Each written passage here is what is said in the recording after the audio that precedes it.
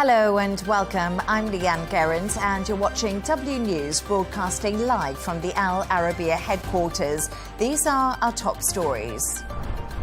President Donald Trump considers large-scale sanctions and tariffs on Russia until a ceasefire deal is agreed. Meanwhile, Zelenskyy confirms peace talks will take place in Saudi Arabia next week in an attempt to end the war. Trump suspends the 25% tariffs for Mexico and Canada, steadying the markets. And Eurostar cancels trains between Paris and London after an unexploded World War II bomb is discovered near the tracks.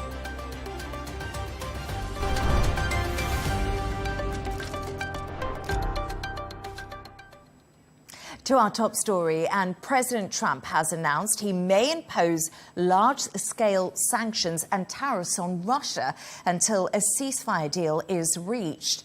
It's in response to Ukraine using French Mirage jets to fend off an overnight attack from Russia, which targeted its energy infrastructure. It's believed 18 people, including 4 children, were injured in the blast.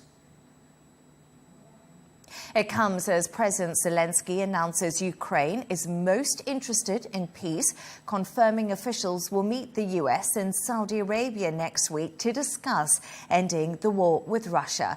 Zelenskyy implied relations between the US and Ukraine were back on track following his fiery White House visit. The Crown Prince will meet the Ukrainian leader in Saudi Arabia, but Zelenskyy is not expected at next week's peace talks. Let's go live to Washington now to speak to former US Deputy Envoy Ellie Cohanan. Ellie, thank you so much for joining me. Much appreciated. Let's start with President Trump considering sanctioning and imposing tariffs on Russia. What's prompted this, and is it actually likely to go ahead? Well, first, thank you for having me on. I am convinced that President Trump will likely have to levy sanctions against Russia. And this is something that President Trump spoke about on the campaign trail. It's something that we saw President Trump very much take action in his first administration, where President Trump really uses the levers of economic power to affect policy that he likes to have happen in the world. President Trump really understands how to use economic power and use the United States power to achieve what he wants to see get done in the world. Peace talks to end the war in Ukraine will take place in Saudi Arabia next week. Ellie, what exactly can we expect from these talks? Well, I think the Trump administration hopes to see real progress come out of these talks. Again, President Trump campaigned in the United States when he was running for president that he was going to bring peace back to the world. He left the Biden administration a world that was at peace.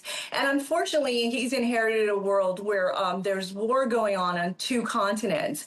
And this is something that President Trump is very much dedicated to, ending these conflicts, ending these wars. And what he wants is immediate ceasefires effected on both of these continents. So that's what we're seeing right now play out in Gaza, and that's what he's working towards between Ukraine and Russia. So again, he's very dedicated to, first of all, bringing about immediate ceasefires, and then trying to create a deal between Russia and Ukraine that will withstand the test of time.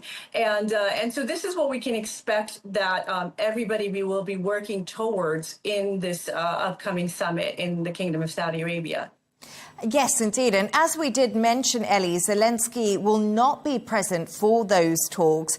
Who will be representing Ukraine, the US and Russia? You know, I'm not exactly sure myself who's representing the Ukrainian and Russian side. On the U.S. side, we've had a number of U.S. administration officials from the new Trump administration who are dedicated to the Russia talks, the Russia-Ukraine talks. So that's everybody from Special Envoy Steve Witkoff. We've seen him participate in some portion of these talks.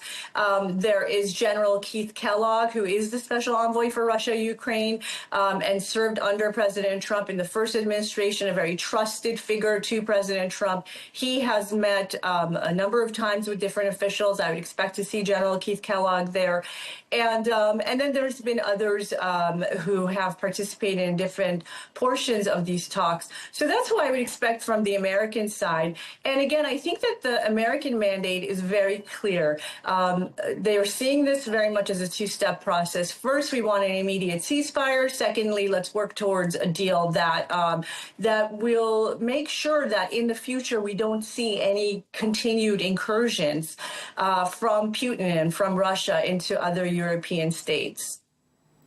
Ellie, there was a ceasefire breakthrough for Israel, Gaza in Saudi Arabia. Are we hoping for a similar success between Russia and Ukraine? It seemed to have been successful. Yeah, I mean, in some ways, you know, you're looking at two different conflicts with a lot of very different dynamics between these two conflicts.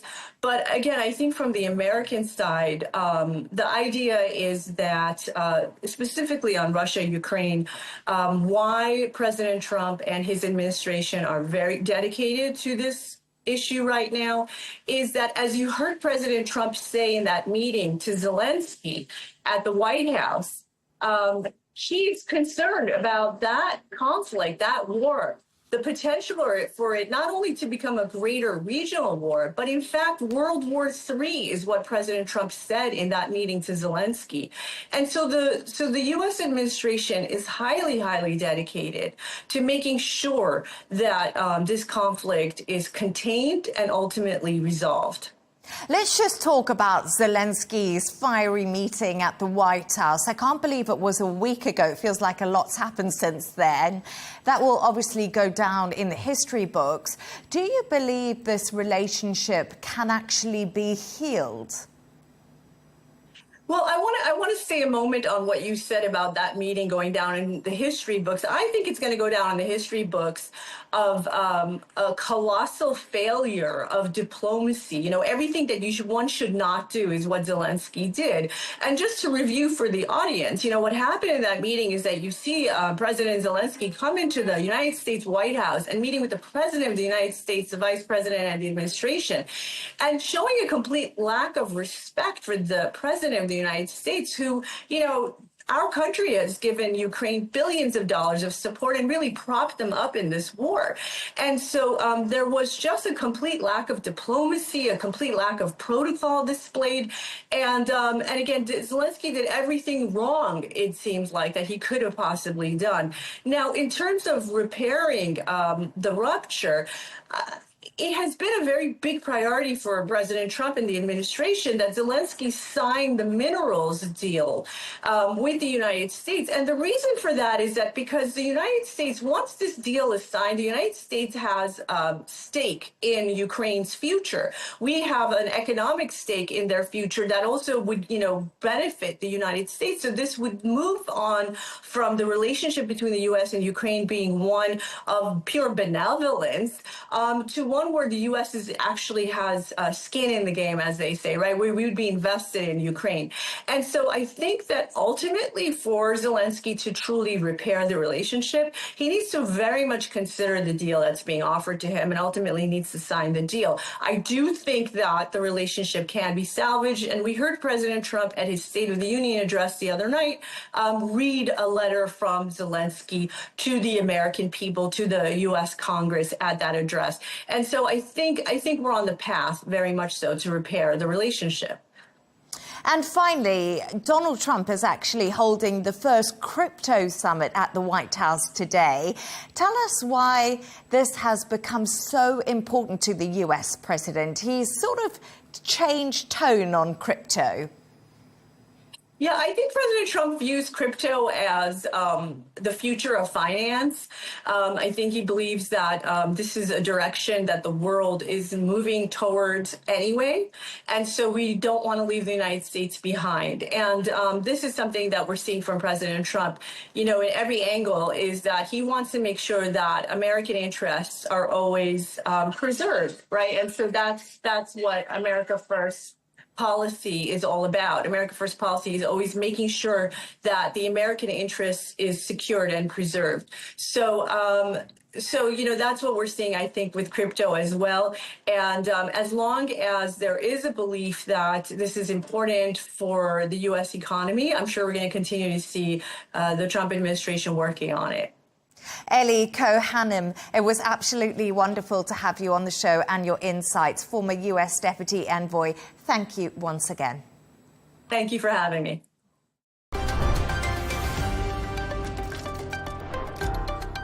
President Trump has suspended the 25% tariffs intended on goods from Canada and Mexico.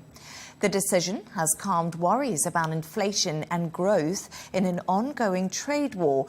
Canada will also delay their second retaliatory tariffs of U.S. products, but their first round will remain. And I spoke to the president of Mexico, wonderful woman, today, and we helped them out with the problem they were having to do with the tariffs, short-term tariffs. And we had a very good conversation.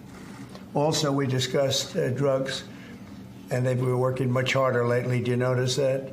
On people coming in and drugs, and we've made tremendous progress on both.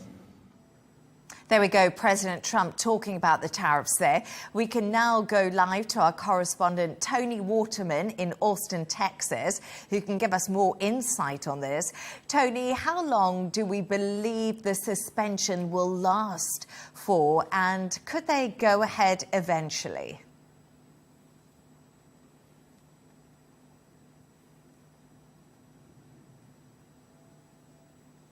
Well, the pause is supposed to be in effect until April 2nd, so a reprieve of less than a month, and essentially just kicking the can down the road and leaving consumers and companies in this great state of limbo. It's also very important to point out that the carve-outs only apply to goods that are shipped under the USMCA. This is this North American trade pact that Trump negotiated during his first term in office. So it covers things like TVs and air conditionings, avocados and beef, but it does not apply to every single item. And in fact, a White House official has said that about 50% of the goods imported from Mexico and about 62% of the goods imported from Canada could still be subjected to tariffs. So we're talking about billions and billions of dollars worth of trade every single week. One example of that is potash. This is a very key ingredient in fertilizer that American farmers are heavily reliant on,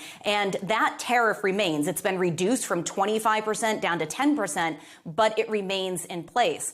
Also, these retaliatory tariffs of $22 billion that Canada has placed on American goods also are going to remain in place until April 2nd. They are delaying that second round, which was much larger than the first round, as they try to figure out what exactly the next moves are for Donald Trump. But the president has indicated that he is still very much in favor of these tariffs. In fact, on his social media platform, Truth Social, this morning, he posted that he agreed with people that say that tariffs are necessary, particularly in the car making space. So there is a good chance that these tariffs could ultimately take effect on April 2nd. And don't forget, it's not just these tariffs on Mexico and Canada, but we are anticipating that the White House is going to unveil its reciprocal tariffs for all of its global trade partners on April 2nd. So this has the potential to become a much wider spread issue. Tony, what do you actually think changed Trump's mind when it came to making this latest decision on tariffs?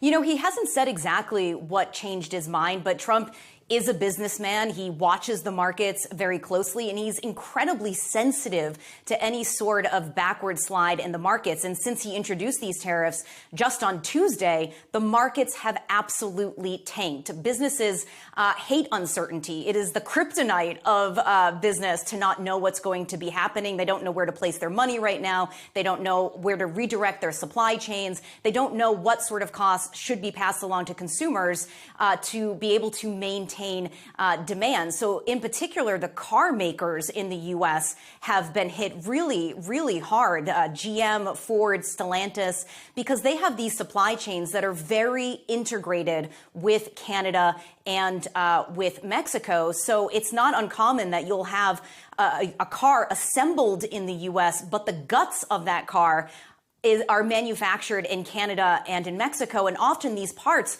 are crossing over borders 5-6 times before the car is actually completed. So the car industry also got this reprieve a day before this pause was put in effect for more items. But it just creates a lot of uncertainty. And it's not just these tariffs on Mexico and Canada, because on Tuesday, the White House also announced an additional 10% tariff on Chinese goods. And when you put those three countries together, those are the U.S.'s top 3 trade partners. Tony Waterman in Austin, Texas, thank you so much for joining me.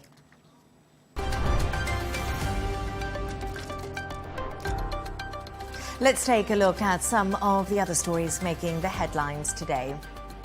Forces loyal to Syrian President Ahmed al-Sharaa have been clashing with groups linked to the ousted President Bashar al-Assad. A war monitor says at least 70 people are dead in the fighting. Violence began after government forces were ambushed during a security operation in Latakia. 3 people have been found guilty of spying for Russia from a seaside guest house in Great Yarmouth in the UK. One of their tasks was to gather information about dissidents and prominent individuals of interest to the Russians. Scotland Yard said the spy ring carried out espionage on an industrial scale. Thousands in Australia are being told to evacuate ahead of tropical cyclone Alfred. It's expected to hit land as a Category 2 storm north of Brisbane. Winds of over 100 kilometres per hour hit the coastal regions of Queensland and New South Wales overnight. Some areas have lost power and several flights have been cancelled. And finally, Lady Gaga's new album, Mayhem, has just been released today. It marks the Grammy winner's 7th studio LP. Some critics say the new music resembles the artist's original sound and marks a return to the old Gaga albums.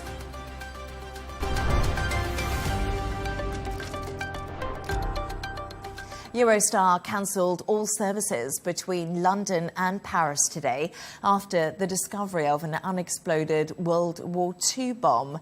Thousands of passengers were affected and trains were suspended from the Gare du Nord station.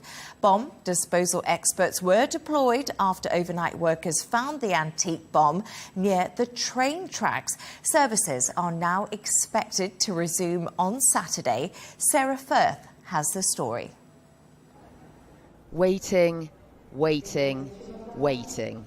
That's how one passenger described the frustration at today's delays at Paris's Gare du Nord train station after the discovery of an unexploded bomb dating back to World War II. I'm going to Germany, to Cologne. I arrived at 5:30 and my train was at 7:45 and it was cancelled because supposedly there was a bomb. And I asked, and they said it was Hitler's fault because he put bombs everywhere. Trains at a standstill at the world's 3rd busiest train station. Paris police say the bomb was discovered at 3:30 a.m. local time in the Parisian suburb of Saint-Denis. And the disruption hasn't just impacted national commuter rails in France. International train services have been disrupted, including the Eurostar. I've heard it on the news that it happens sometimes, that things like this were found. But we said to ourselves, we've had really bad luck here. It's a pretty weird situation. The French Transport Minister saying the disruption was expected to continue for at least the rest of the day. Passengers being directed away by police as a security line is set up. 500 mètres à partir de ce point, merci. Frustration and confusion for many people travelling by train today, as this old and dangerous weapon from the past causes a very modern-day disruption. Sarah Firth, Al Arabiya.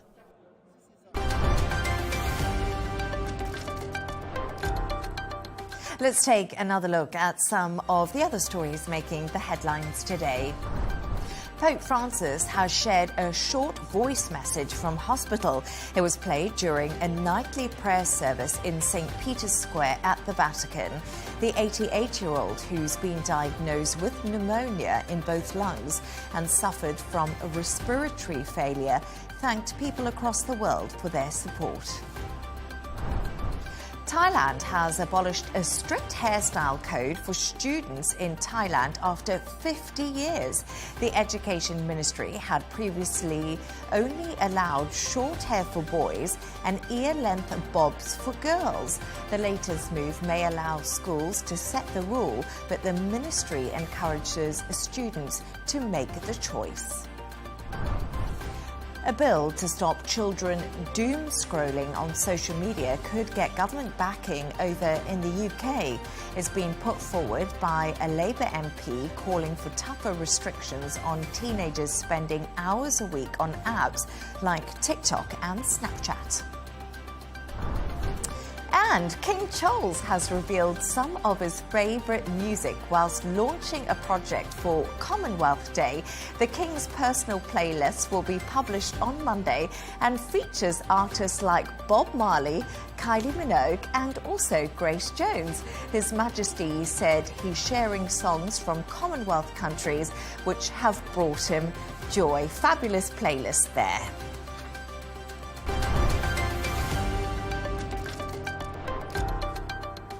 Now, two NASA astronauts currently stuck on the International Space Station will return home in a few weeks' time. Butch Wilmore and Sunny Williams have been in space for the last 9 months after taking off from the Starliner capsule last June. The pair were only scheduled to be gone for a week, but the capsule experienced so many problems getting to the space station, NASA ruled it too dangerous to carry any passengers back to Earth. SpaceX are now coordinating to bring the astronauts back. One person who can tell us more is retired NASA astronaut turned author, Dr. Katie Coleman, who joins us now. Katie, thank you so much for joining me.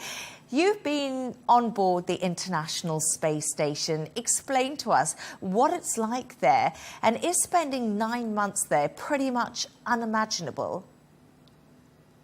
Well, it's an unimaginable dream to spend 9 months there. I spent almost 6 months there and would have spent another 6 months, partly because the work that we do up there, it's really clear, especially when you're up there, that every single experiment data point that you are collecting, which are experiments about going further in space, but really experiments that mean something back here on Earth, like growing food and understanding pollution and all sorts of really important things. So the work is important, but it's also we have a little tiny bit of gravity, but literally without gravity, life is different. And, we can do a lot of experiments, but we also get to literally fly everywhere. Like my hair, if anybody looks online, you'll see pictures of my hair being about this big up there. And it just reminds you that you're in a place that is really special, and the things that you discover, you're discovering for everybody back here on Earth. So I do know Sunny and Butch, and I know that they are so excited about spending a long time up there instead of 8 days. Absolutely, but there have been some concerns about their health on board the International Space Station. They've come out to confirm that they are doing well. Is this something that people should be worried about? They absolutely should not. And it's very interesting to me and actually kind of wonderful in a way. When people pay attention to Sonny and Butch's situation, where it's just something that people can relate to. They can relate to maybe being somewhere unexpected and not being able to come home. When really, the way this happened, coming home on their ship was not the safest way. And it's not so much that it was a great danger, but it was not the safest way. And even though it caused a lot of, hassles, it was the best idea safety-wise, and also for the good of the program for getting work done, to have Sonny and Butch stay up there. And then actually the next ship that was regularly scheduled came up with 2 people instead of 4, so that when it returns, it would return with all 4 of them. So they've actually never been stranded, but it's interesting what you asked about their health. From what I understand, and I am somebody that we're all a family of astronauts. We all know each other. From what I understand, they've been in wonderful health the whole time, but I think it's really great that the world is so concerned about them. We can all read about your career and experience in a new book, Sharing Space, An Astronaut's Guide to Mission, Wonder and Making Change. Why did you decide to write it? And what can readers expect? What can we get when we have a flick through your new novel? Well, I did feel really privileged to be up there. I loved it. And I literally wanted to share my experiences up there, the wonder of living in space, the honor of being part of the mission that is more important than you are, that is helping to explore space. And also stories that I have to say, unfortunately still happen to people who walk into an environment and may not sort of look and sound like most of the people who work there. And that includes, being an astronaut at NASA. And so I share some of those stories because for me, when I would find out that's moving more slowly than we thought. And, they still don't remember that. I don't know. I don't even have really good examples that are short to say, but, let's just say that it's a little bit harder in some environments to be recognized for the talents that you bring to the mission. And I loved literally every day that I spent there and the people that I went to space with and worked with. And at the same time, changing the world so that we include everyone's perspective so that we can solve challenging problems. That's what we need to do. And I'd like to think that the stories in my book help do that. Katy Perry and Gayle King have signed up for an all-woman mission for the next Blue Origin space flight this spring. Such a diverse group of women going up to space, which is pretty incredible. What would your best advice be to them and how to prepare themselves to go to space? Well, I am so glad that they are going, and that, people who have some fame down here on Earth, when they come to the space world, other people look into the space world that might not have. And I would tell Katie and Gail and Amanda and Aisha, all the whole crew, it happens even if you spend a bunch of months up there. It happens very quickly, and make sure that you just sort of close your eyes and capture some moments that are just for you, or keep your eyes wide open, looking at that view out the window, and capture what it really feels like to be a person doing that. Because I think it's sort of unbelievable, and it's hard when you come home to remember you really got to do this amazing experience. And I know they're all so excited and actually intent on sharing that experience when they get home. And what do you think of the fact that they're all being women from very different backgrounds, some from the music industry, so it's very diverse.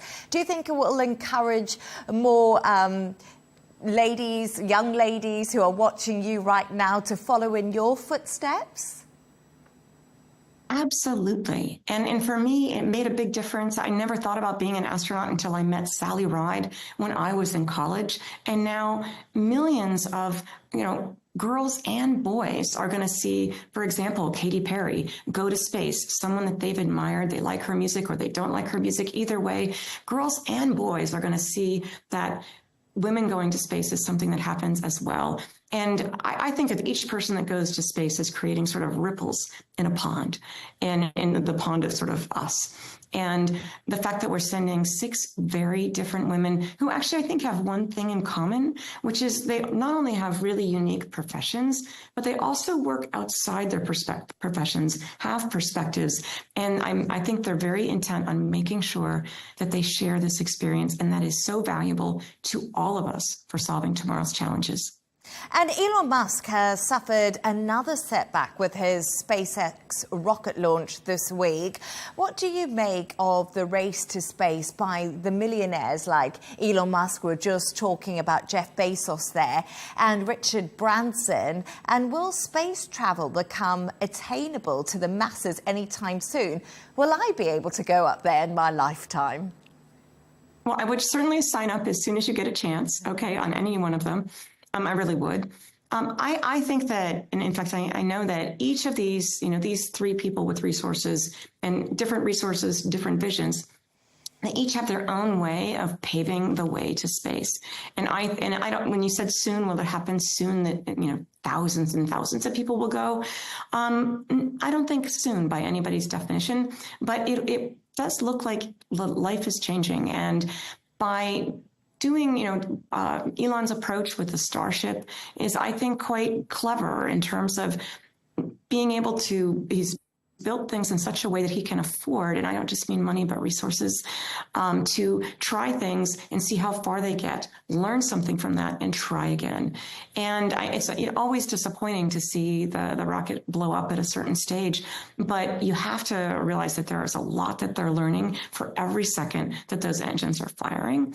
And so there's all these different approaches combined, hopefully, to you and I going to space together someday. Oh, I'd love to go to space with you. I was just thinking that if I'd met you in college, maybe I would have chosen a different career because you're so inspiring. Dr. Katie Coleman. I know you inspire here too. Thank you so much for joining me. It was absolutely wonderful to have you on the show. That was Dr. Katie Coleman, retired NASA astronaut.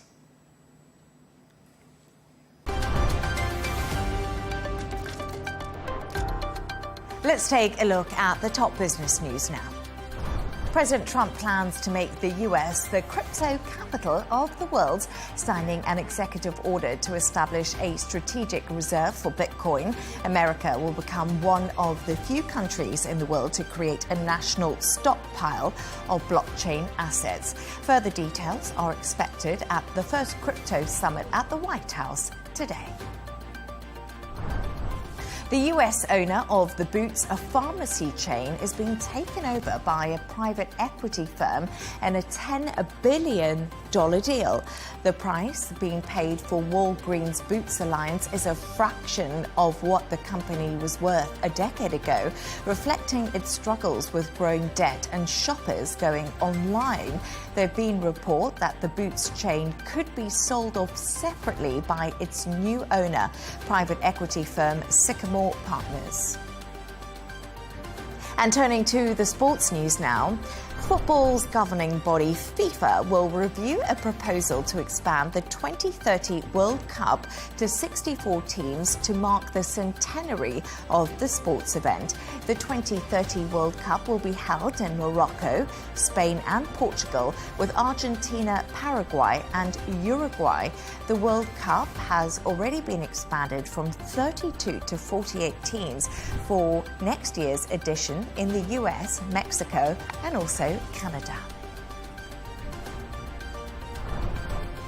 And tennis teen Joao Fonseca continues his stunning rise with the first round win at Indian Wells over in California. Fonseca, who's just 18 years old, rallied from a breakdown in the third set to beat Britain's Jacob Fernley on his Indian Wells debut. Meanwhile, Nick Kyrgios was in tears as he retired injured from his first round match.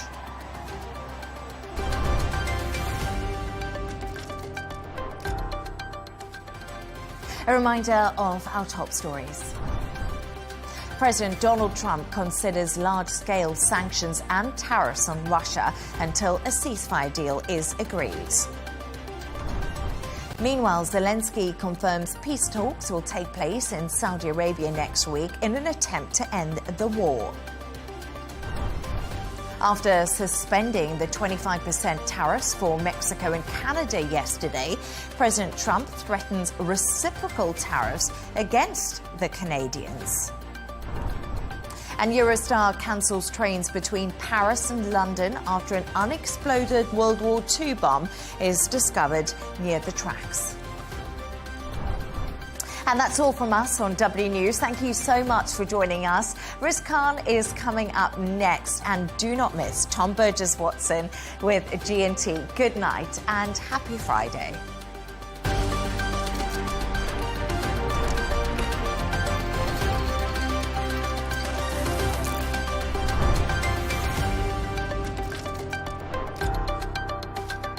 At Arabiya News, we go beyond the headlines. From the latest breaking news to in-depth coverage of global events. We're not bought or sold. Nobody owns us. The loss of life, the destruction of property. The conflicts are such a terrible thing. Context and analysis to help you see the full picture. The world is in a very dangerous place. Join us on Arabiya News. It's very impressive. Where knowledge meets perspective.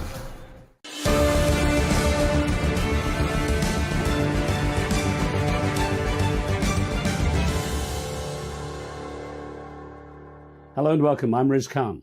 This episode of the show continues my fascinating conversation with the highly outspoken best-selling author and evolutionary behavioral scientist, Dr. Gad Saad. In the first part, he took us through the risks presented by what he calls the parasitic mind, based on his widely popular book of the same title, exploring how human thought processes can give up rational ideas to support irrational ideologies. In this episode, the professor turns his critical lens to Islam, a religion he considers to be a major threat to peace and stability in the world. As I spoke with him in his hometown in Montreal in Canada, he justified his concerns, pointing to what he sees as a huge influx of Muslim immigrants into the city. Could I have predicted, based on the immigration patterns in Montreal, whether Jew hatred was going to go up or go down in Montreal? It doesn't take a fancy professor to give you that prognosis, right? Or that prediction. Well, and the reality is there's been an orgiastic, exponential increase in Jew hatred in Montreal. And it's largely driven by the fact of these demographic changes. So we have to be able to say that openly without being accused of Islamophobia. Professor Saad also previewed the concept in his upcoming book, Suicidal Empathy, where he posits that irrational support for policies such as open border immigration is behind the increasing destabilization of societal cohesion.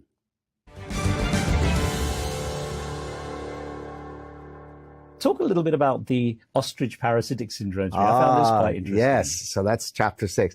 So there I'm using the metaphor of the ostrich that buries its head in the sand to avoid reality. Which, as you say, they don't actually do. Which I was going to say, which they don't do, but everybody now understands this as an apt metaphor of going la la la, I don't want to hear it.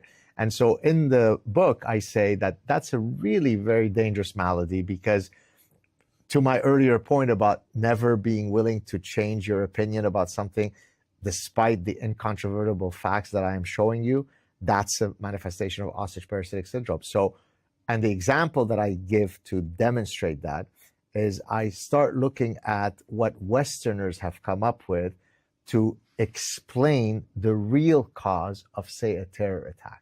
So Bill Nye, the science guy, when the Bataclan terror attack happened in Paris, where, you know, they say Allahu Akbar and they invoke this particular Quranic verse and so on, he said, no, that was due to, it was very conceivable that it was due to climate change.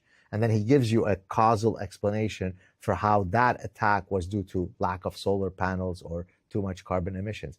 That's ostrich parasitic syndrome. Ostrich parasitic syndrome is thinking that the Brussels attackers, I think, that committed the attack there, had been lacking in the exposure to art. I mean, who amongst us didn't see enough Chagall and Picasso and end up going to put bombs because, you know, I'm just missing art? So it's so laughable, it's so silly, because in this case, you view it as instinctually wrong to ever blame it on an ideology, on a religion. And therefore, you'll bury your head in the sand. You'll come up with alternate explanations, even though the perpetrators are telling you why they're doing it. That's what OPS is. I will get on to religion and ideology, because Sure. that's a big part of your book as well. Sure. And quite a controversial part. I know you've had a lot of feedback about.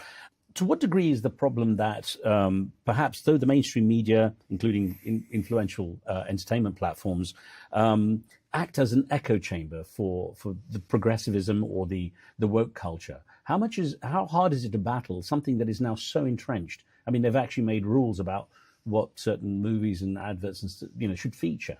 Well, look, so let me give an analogy from evolutionary medicine, and you'll see I'll tie it back all together. So in evolutionary medicine, we know the following. If you take children who grew up in a very allergen-free environment, sterile environment, you have OCD parents that are always cleaning. There's no dust. There's no pet dander. Versus kids who've grown up in environments where these allergens are present, the latter kids end up having fewer autoimmune diseases, say, for example, asthma, precisely because the immune system expects to be challenged by these allergens in order to optimally function. So then I take that principle and I say the human mind has also evolved to be exposed to opposing ideas, ideological allergens. That allows me to hone my debating skills. If I'm never challenged on anything that I ever say, I can't present the optimal message that hopefully will persuade you, because I've never had any feedback, any blowback, right? So now I come to your question. If I live in an echo chamber, say a journalistic echo chamber, where 90% of the people are fully on board with anything that I say, then there is no allergen that says, wait a minute, I think what you're saying there is complete BS, right? Look at academia. So I discuss in The Parasitic Mind, these are studies by other folks, where they looked at the political orientation of professors at top universities in the United States. Riz, it's astonishing. Now, let me explain some numbers. In science, if you say that something has an effect of a 1.2 odds ratio, it would be like, if let's say I'm checking the pharmaceutical efficacy of a drug. So 1.2, so it's a placebo versus an actual drug. 1.2 to 1 means that it's 20% more effective. So 1 to 1.2 is a big number. What if I tell you it's 1 to 80? So that's not even, I mean, you don't even pick that up in science. It's such a, now, why am I saying this? In many disciplines, the ratio is 37 to 1, 130 to 1, meaning that sociology departments, you're as likely to see a conservative Republican sociologist as you are to see a dog with wings flying. That's not good. Why? Because if you're a student, there are certain topics of discussion that you would really be enriched to hear both sides. Is the death penalty ever moral? Should we be an isolationist or an interventionist cult? And there are very valid arguments on both sides of the political aisle. There is, political orientation doesn't matter in neuroscience, because the way neurons fire is the way neurons fire, irrespective of what your political orientation is. But in sociology, in anthropology, in some fields of psychology, and economics, having a greater exposure to more ideas can only benefit me, certainly as a student. And so we're literally cheating our students by creating this kind of sterile environment. With The Parasitic Mind, I was actually surprised how many times to which you referred back to the state of educational institutions and so on. I mean, you know, it's not something I would ever have had a perspective on. But you seem to think it's really bad. It's horrifying. Look, and in The Parasitic Mind, I only gave a few examples of letters that were sent to me from people who, for whatever reason, had broken some sacred cow. So I'll give you one example. Some graduate student writes to me, I'm paraphrasing, I don't have the exact quote, "Dear Professor Saad, my supervisor with whom I've been working on this paper for 2 years has decided to take off my name off the paper because he heard that I said something positive about Donald Trump, and now I fear that I have no future here. Are you accepting doctoral students?" Now, this that student wasn't writing to me from Yemen or North Korea or communist China. He was writing to me from a major North American university. Is that the kind of environments we want to be fostering in universities? I don't think so. How does it affect you as an academic to be able to go out and say things the way you say? I mean, I know you've said tenure doesn't give you like total protection. It doesn't protect me from death threats. Right.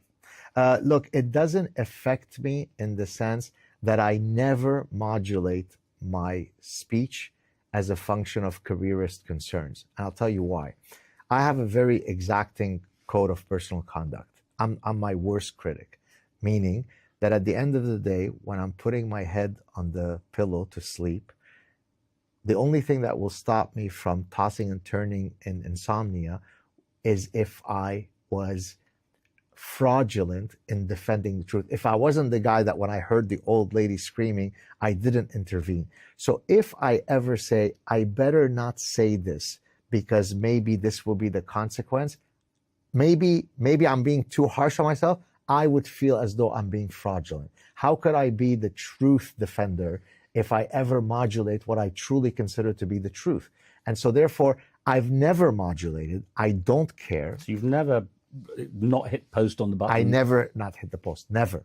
It's not a reflex that I have. Listen, Riz, literally on any given morning by 10 o'clock, I have posted more controversial stuff than all other academics alive combined.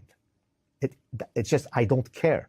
Now, it's not I don't care because I'm an irreverent a-hole who doesn't care about people's feelings, but because you need people in academia to be willing to say what, by the way, the silent majority agrees with me. So I could show you millions of emails from truckers and corrections officers and policemen and majors in the Canadian Army and other professors who say, thank you that you exist. I would have lost my mind if you were not around. So I'm not saying this to pat myself on the back, but you have to be a truth teller.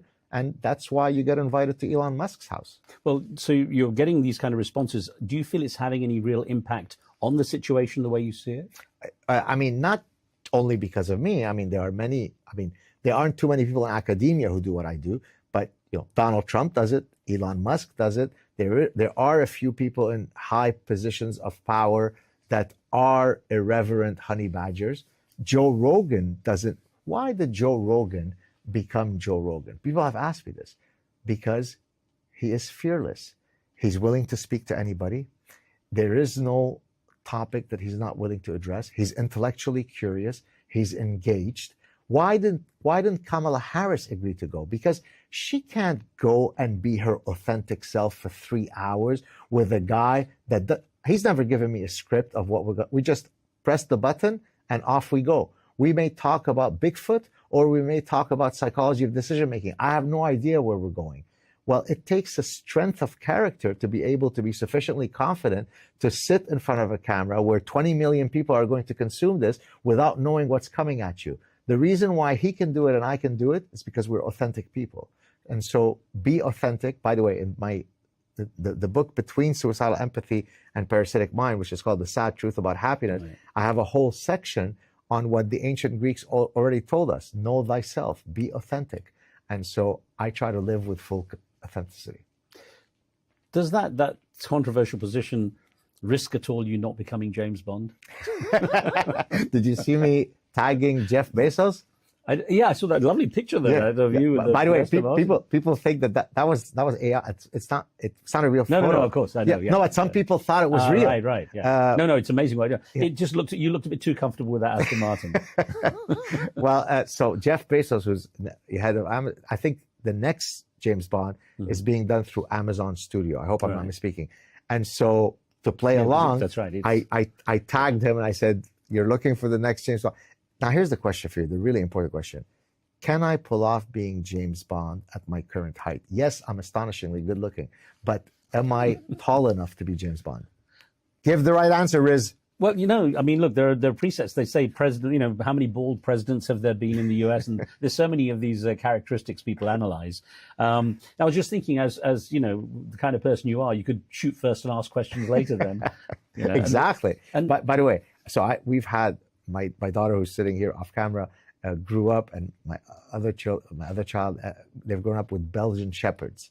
Are you familiar with Belgian Shepherds? Right. So Belgian Shepherds are usually the dogs that are used in all the military. Oh, the Malinois. Malinois. The Malinois are one of four types of okay. Belgian Shepherds, and so they grew up with these Belgian Shepherds. And I always say, to your point about shoot first, ask questions later, our male, his motto in life was he attacks everything in sight, and then he worries about the consequences later. So maybe that's why I picked them. Yeah, it's a German Shepherd Alsatian, as I grew up calling them. So there'll be no double oy vey. Now, for those very wary of that woke culture and the situation the way it is, there is a reluctance to speak out.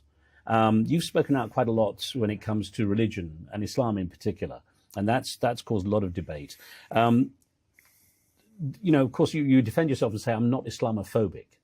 But there is a tone in the way you describe things that make it sound like you believe all Muslims are bad. Right. It sounds like that. And I know you do say, no, not all Muslims are bad, but it sounds like that. Look, the distribution of goodness and badness is not limited to one group.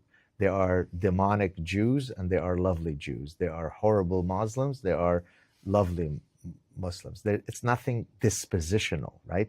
It's not Jews are kind or evil, Christians are, right? So individuals, I hold no ill will towards anybody. I'm friends with more Muslims than probably most people will ever meet in their lives. How could that have happened if I think that all Muslims, right? On the other hand, I'm also shaped by reality. So let me give you a few examples that might help. We had to escape Lebanon because of which religion? My parents were kidnapped and tortured by which religion? My Syrian ancestors left Syria because of which religion? My brother-in-law's family left Egypt because of which religion? My wife's family in Lebanon had to leave. They're Armenian because of which religion? Their ancestors escaped the Armenian genocide because of which religion? So certainly I can put together in a nomological network that reality while recognizing that individual Muslims might even go out of their way to defend me, right? And they're perfectly noble and kind and peaceful. Islam, though, is a set of ideas that are codified. And then we could say, does Islam promote greater personal liberties and freedoms? Yes or no? There is only these answers. It's either yes or it's no, right? I would venture that based on historical facts, it doesn't promote greater personal liberties and freedoms. And so I can't be Islamophobic in saying that. It's a nonsensical term, as I recently had a conversation with Piers Morgan. I am a Islamo-realist. I recognize that the great majority of Muslims, like in any other grouping, are perfectly lovely, but the codified ideology of Islam, does it promote individual dignity? No. The nomological record you quoted, though, sounded more like personal baggage. Right. So it sounds like, it's your own kind of... I'm informed by my personal history, but I can share the data from realities that have nothing to do with me, and it's not going to be a good outcome for Islam. Could you not look at all religions, though, at the basic root in, having come from centuries ago, or even millennia ago, as having certain characteristics that could equally be compared, when you say when it comes to freedoms and so on? No. So, for example, badminton is a sport and MMA fighting is a sport. They're both called sports. The likelihood of my getting a head injury is not the same in badminton as it is in MMA fighting, even though they're both called sports, right? So the content of religions matter.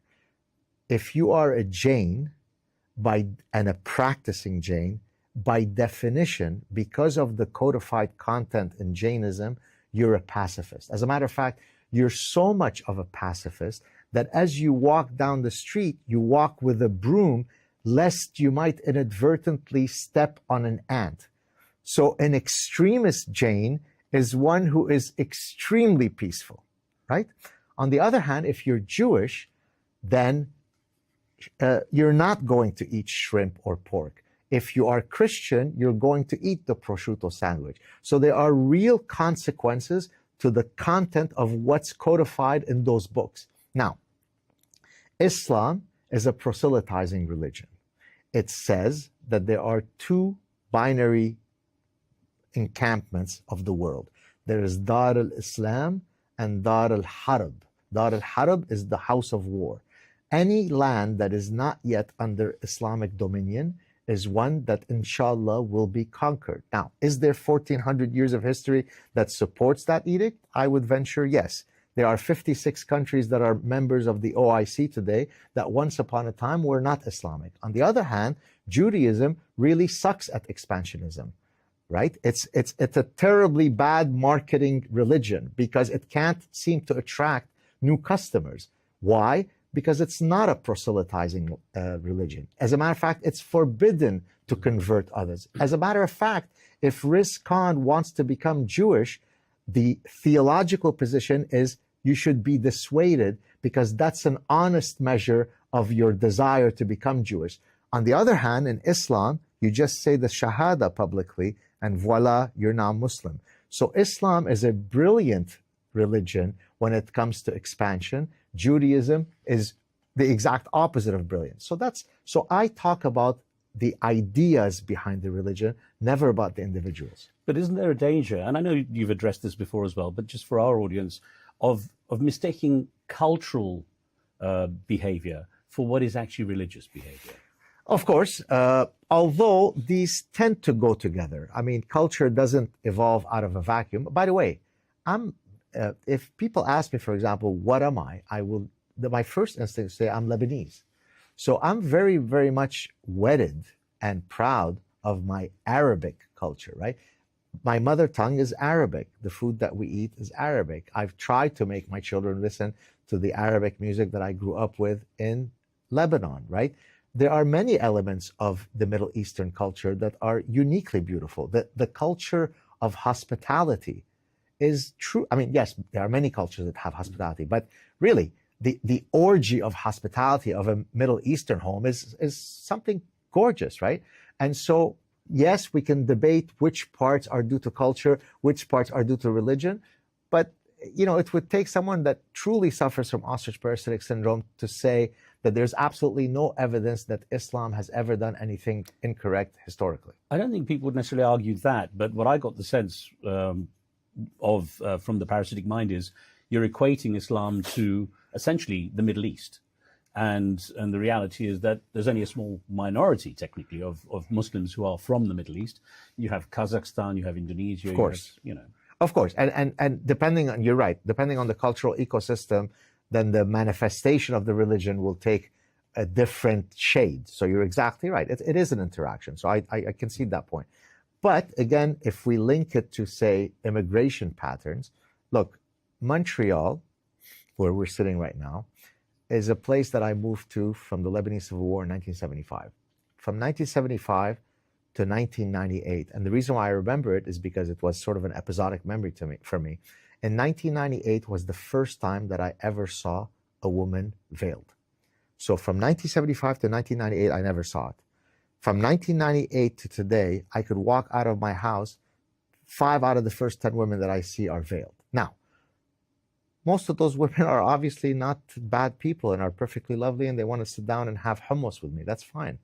But the reality is, could I have predicted, based on the immigration patterns in Montreal, whether Jew hatred was going to go up or go down in Montreal? It doesn't take a fancy professor to give you that prognosis, right? Or that prediction.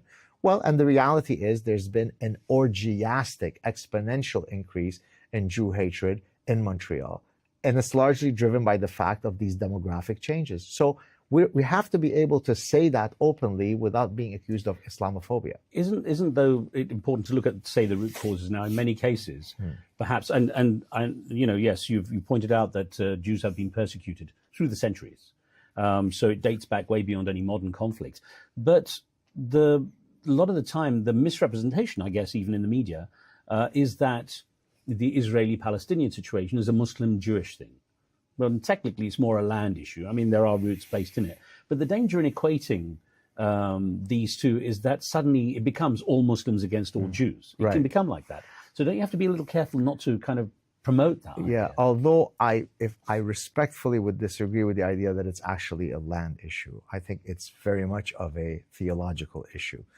Golda Meir, I'm paraphrasing her, said that when the Palestinians love their children more than they hate ours, there'll be peace.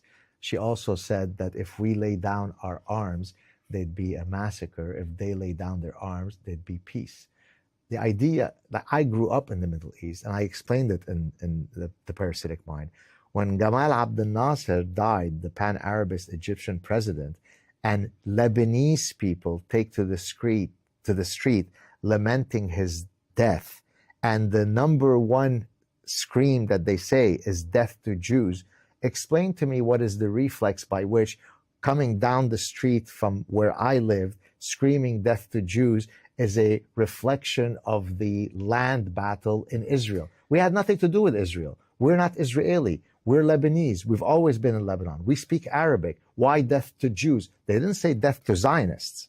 Yeah, I think, well, that's the reason that generally in the media it's mixed up and people don't differentiate between Zionists and Jews. And a lot of that mixed messaging means now, for example, saying anything against Israel, whether it's not against Jewish people as such, though I know Israel is primarily, is seen as anti-Semitic. And this is where, again, there seems an imbalance in how people can address issues. Now, if you say everyone should be fearless and say the truth, then people should be able to talk about Israel without being labeled anti-Semitic. I completely agree, by the way, with what you just said.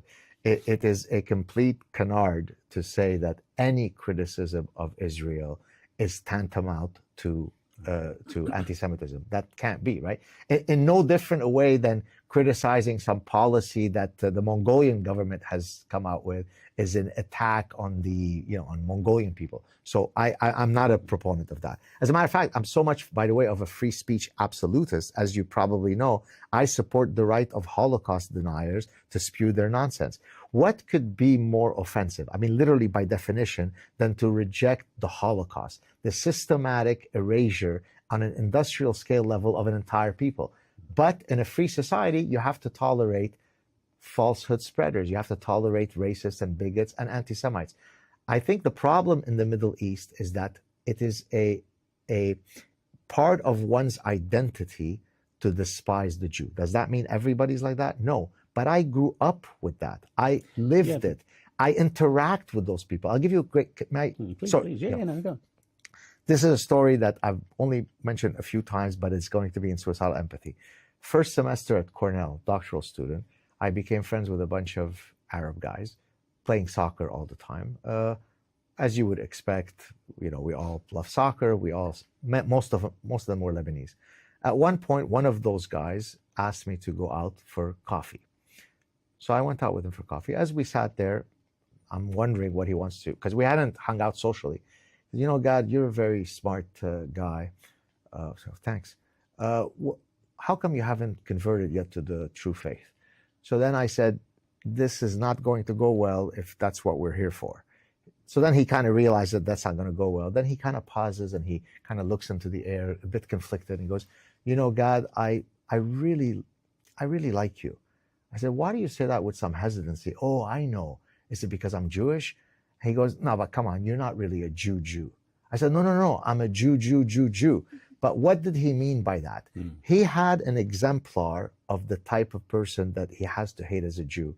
But this guy is Lebanese. He speaks Arabic. He plays soccer better than all of them combined. That doesn't fit the exemplar of the Jew that I was taught to hate. So it's that reflex that you have to get rid of. Once the Middle East gets rid of that kind of hatred, it will flourish in ways that are unimaginable to both of us. And I go back to the fact that your reference point is the Middle East and a personal experience with it. Isn't the danger, though, if you're going to talk about Islam in a generic way, like as you have in the Parasitic Mind, that people in Indonesia, in Kazakhstan, places where they don't necessarily have a kind of real reference point for the Middle East, except the fact they share the religion, that they will start to feel, kind of disenfranchised and then perhaps emotionally against Jewish people. Well, and that's why I say that it really depends on the context. There is also the interpretation that is often taken wrongly, which we see in all religions Yes. as well. Isn't the danger, though, that it's what's being done is being done politically? I mean, by whom? And even many Muslims would argue it's not being done religiously, the extremists. Right. That they might use the name of Islam to do what they do, but it's a political thing. A lot of the stuff that happens is political. Isn't it important to address that, is what I'm saying? Yeah, of course, although 90% of Islam is political Islam. So people, for example, I did a whole show once on Islam versus Islamism. There is no such thing. As a matter of fact, Erdogan literally said that. There is no radical Islam. There is no militant Islam. There's no extremist Islam. There is no Islamism. There's just Islam, right? And I could show you 100 other imams who said the exact same thing. Islam, again, is a codified set of ideas. Islamism is within Islam. There is a spiritual element of Islam. There's a political element of Islam. As a matter of fact, in Islam, there is great concern for the kuffar, for the non-believer, because again, we need to convert those guys, right? Judaism is live and let live. That's why it never grows, because you don't bring in new adherents to the faith, right? So imagine if now Islam said, look, we're going to get rid of all the expansionism. No more supremacy, no more. We're going to truly adopt a message of live and let live. Then all of the beauty of Islamic society can truly flourish, because I'm the first to understand Islamic poetry, Islamic architecture, the era of Islamic science. So it's not as though there aren't an incredible number of things within that cultural trajectory that we can be proud of. The reason I'm getting into, or sticking with the idea that it's the politics that drive so much, is that you don't see, people from Kazakhstan, and I use that as an example because I know the country and it's a Muslim country, or largely Indonesia, or any of these countries where the people behave in any radicalized way that has an impact on Western nations. That's why I'm wondering where your reference point is very much the Middle East and the politics of the Middle East that result in what we're seeing a lot of the time. That's true. As I said, depending on the ecosystem, different variants of the manifestation of Islam will take place, right? So it's not as though in every Islamic country they're going around beheading everybody who's not Muslim. Look, we were fine in Lebanon until we weren't. It's the shingles analogy, right? It's there. But is there an Islamic society, including the more tame ones, where a non-Muslim can become the top person? Can a Jew become the president of Kazakhstan? That would be a manifestation of complete plurality and multiculturalism. So the fact that a society that is Islamic doesn't go around beheading everybody in sight, to me, is not really an impressive thing. Truly impressive would be in the same way that we allow in the West for thousands of mosques to be built because we are so kind and compassionate. Let's see the reciprocal kindness in Islamic societies. Let's see a flourishing of endless churches, Buddhist temples, and mosques, Jewish temples, synagogues, and then we will have true equality. I think it's happening in places. I mean, my base is Dubai, and I see temples and churches and everything. Inshallah. Yeah. I'm not a theological expert, so I wanted to get your perspective on it, because I know you've spoken very strongly about it, and I wanted to raise the counter arguments I hear about how you address this, because I think it is quite important that the debate is out there, and I know it's a sensitive one, so people do get very touchy about it, and I know you get a reaction to a lot of it. What's going to come up? Let's move on to your next piece of work now. You're going to go on to the suicidal empathy, and how it ties into what you've done in the parasitic mind, because I understand it's expanding on the ideas and thoughts of that.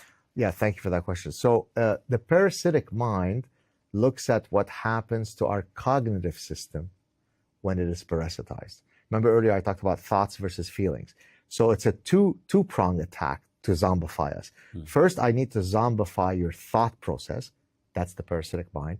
But then I need to zombify your emotional system. Now I've really got you zombified. Now you really are the spider that is being taken haplessly into the burrow, right? Exactly. So that's what suicidal empathy does, is it completes the story, and it says that I need to hijack both your thought processes and your emotional system to then render you zombified. And so that's the point of suicidal empathy.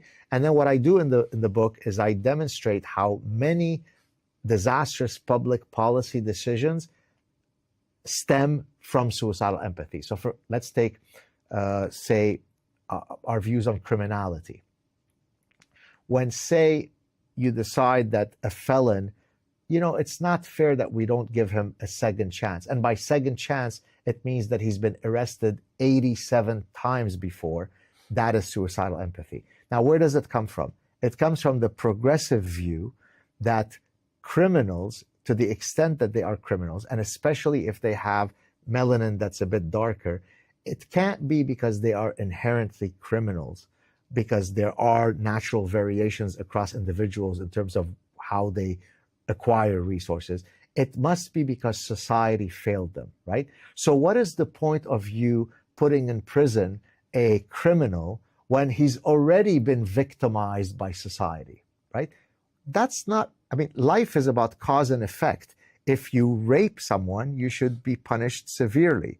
If you kill someone, now, by the way, to some extent, maybe it's too harsh, Sharia law understands this very well, right? Because it is if anything, it is actually more wedded to human nature than the progressives. It might be better to be under Sharia law. You're waving a flag for Islam. Now, there you go. You see what a good guy I am. So no, but my point is that legal codes have to be rooted in an understanding of human nature. When there are no consequences to all of your bad deeds, is it any surprise that criminality is going to go up? So, for example, when San Francisco, if you probably remember this, puts out a thing that says, we're not going to penalize any theft that is under $950. Do you need a fancy evolutionary behavioral scientist to tell you what's going to happen? Right? It's cause and effect. So what I do in suicidal empathy is I go through domestic policies, foreign policies, all of which result in disastrous consequences because of the misfiring of empathy. What's your thought on the way that things like the suicidal empathy is being enhanced by social media, by the term bleeding heart liberal is an interesting one. I'll tell you why, because that's the first thing that came into my mind when you said the way you described it. I came from Britain to America when I moved from one channel to another, and liberal in Britain didn't mean what it does in the USA. So it was quite confusing for me. But then this term bleeding heart liberal came up, which I presume is your typical suicidally empathetic person.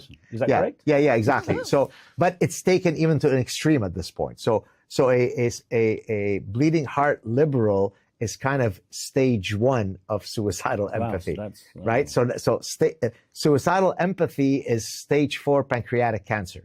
It's death, right? Because look,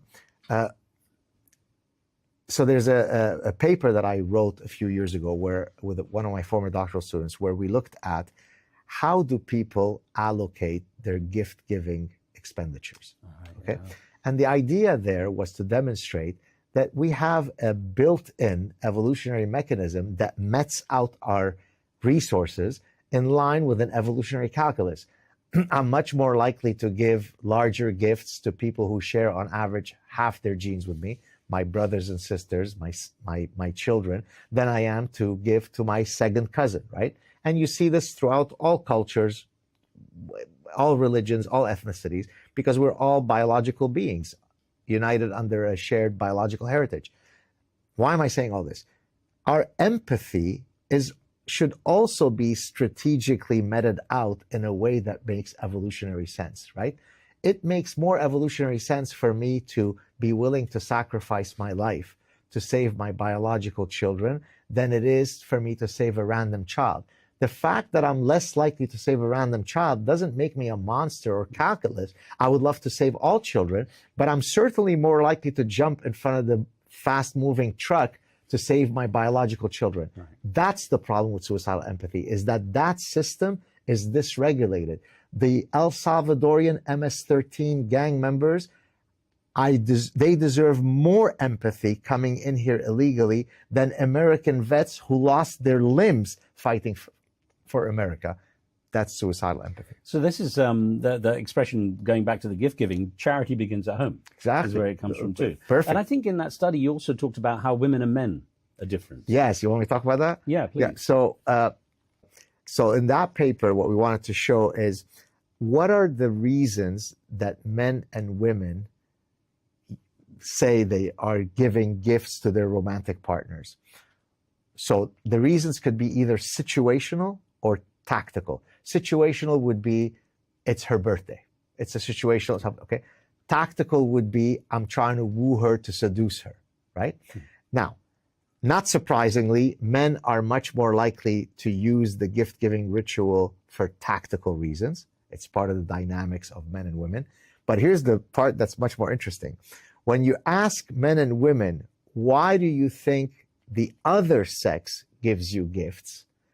Women are perfectly well calibrated in knowing that the reason that they give gifts to men are different than the reasons why men give them gifts, whereas men are blissfully oblivious to that. So men think, oh, if she gives me a gift, it must be because she's trying to seduce me, because they lack the theory of mind. Now, this is, I'm not saying that men are dumber, but it's because they don't have to have evolved the reading of that courtship ritual. Because if a man is lied to by a woman says, here are flowers, I'll love you forever, let's go behind the shed and have sex. If she lied to him, great. I don't suffer any consequences. If a woman were to be duped by every flower-carrying guy, given that the cost of making a poor mate choice looms much larger for her, then she better evolve the capacity to understand those signals.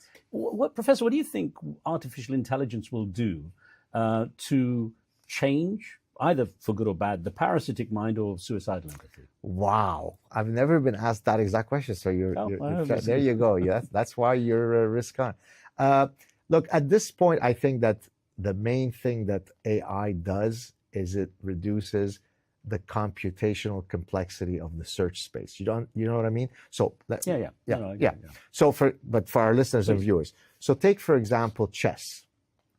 If you were to draw out the chess game, the tree of chess, it's I think 10 to the 100 nodes. That's more nodes than there are atoms in the universe, right?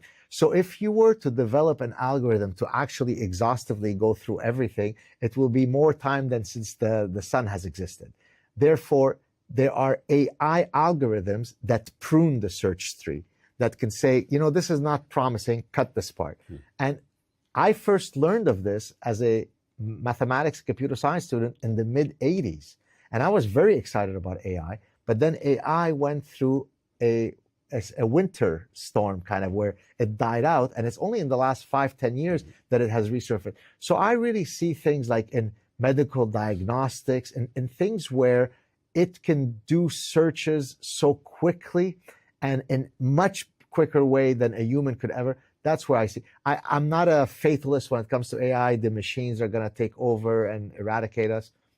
I don't know what else to say. It's not so much that. What's interesting is it still suffers to some degree, AI, from the biases that are programmed into the big data that it draws from. Like when you ask it for George Washington, it comes out with a black guy. Oh, have you seen that? No. Oh, you didn't see those? No. Gemini, when Gemini first came out, because it had been programmed by super woke people, every single historical figure in the United States came out as a black individual. That's interesting. You should go back. And now they've checked it. They've kind of recalibrated it. Now, I don't know if this was, someone playing around or whether it was real, but there was a time, many years ago, if you typed into Google, white men stole my car, it used to ask, did you mean black men stole your car?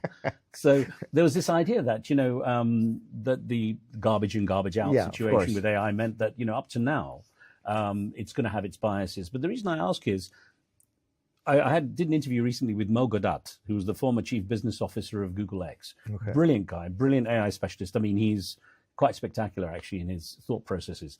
And he described how, right now, if you just have even 20 IQ points above someone else, it's a massive difference as a human. AI is going to go to the billion level, where it's way beyond. And in that, there's a certain amount of self-awareness, cognizance, and so on. But it can also be something that if we are becoming more and more dependent on AI, we might be able to escape some of the things that you worry about. That's a great question. Yeah. I mean, so you're saying that AI could be so powerful that it builds a cognitive inoculation against the parasitic ideas. Exactly, in the sense that it can actually start to, regulate the information that we receive when we do searches to take us out of an echo chamber. It can actually fact check to the point where it's indisputable. Right. So here's how I can tie what you're saying with something that I've been thinking about. So do you remember the nomological networks that I was telling you about? Yeah.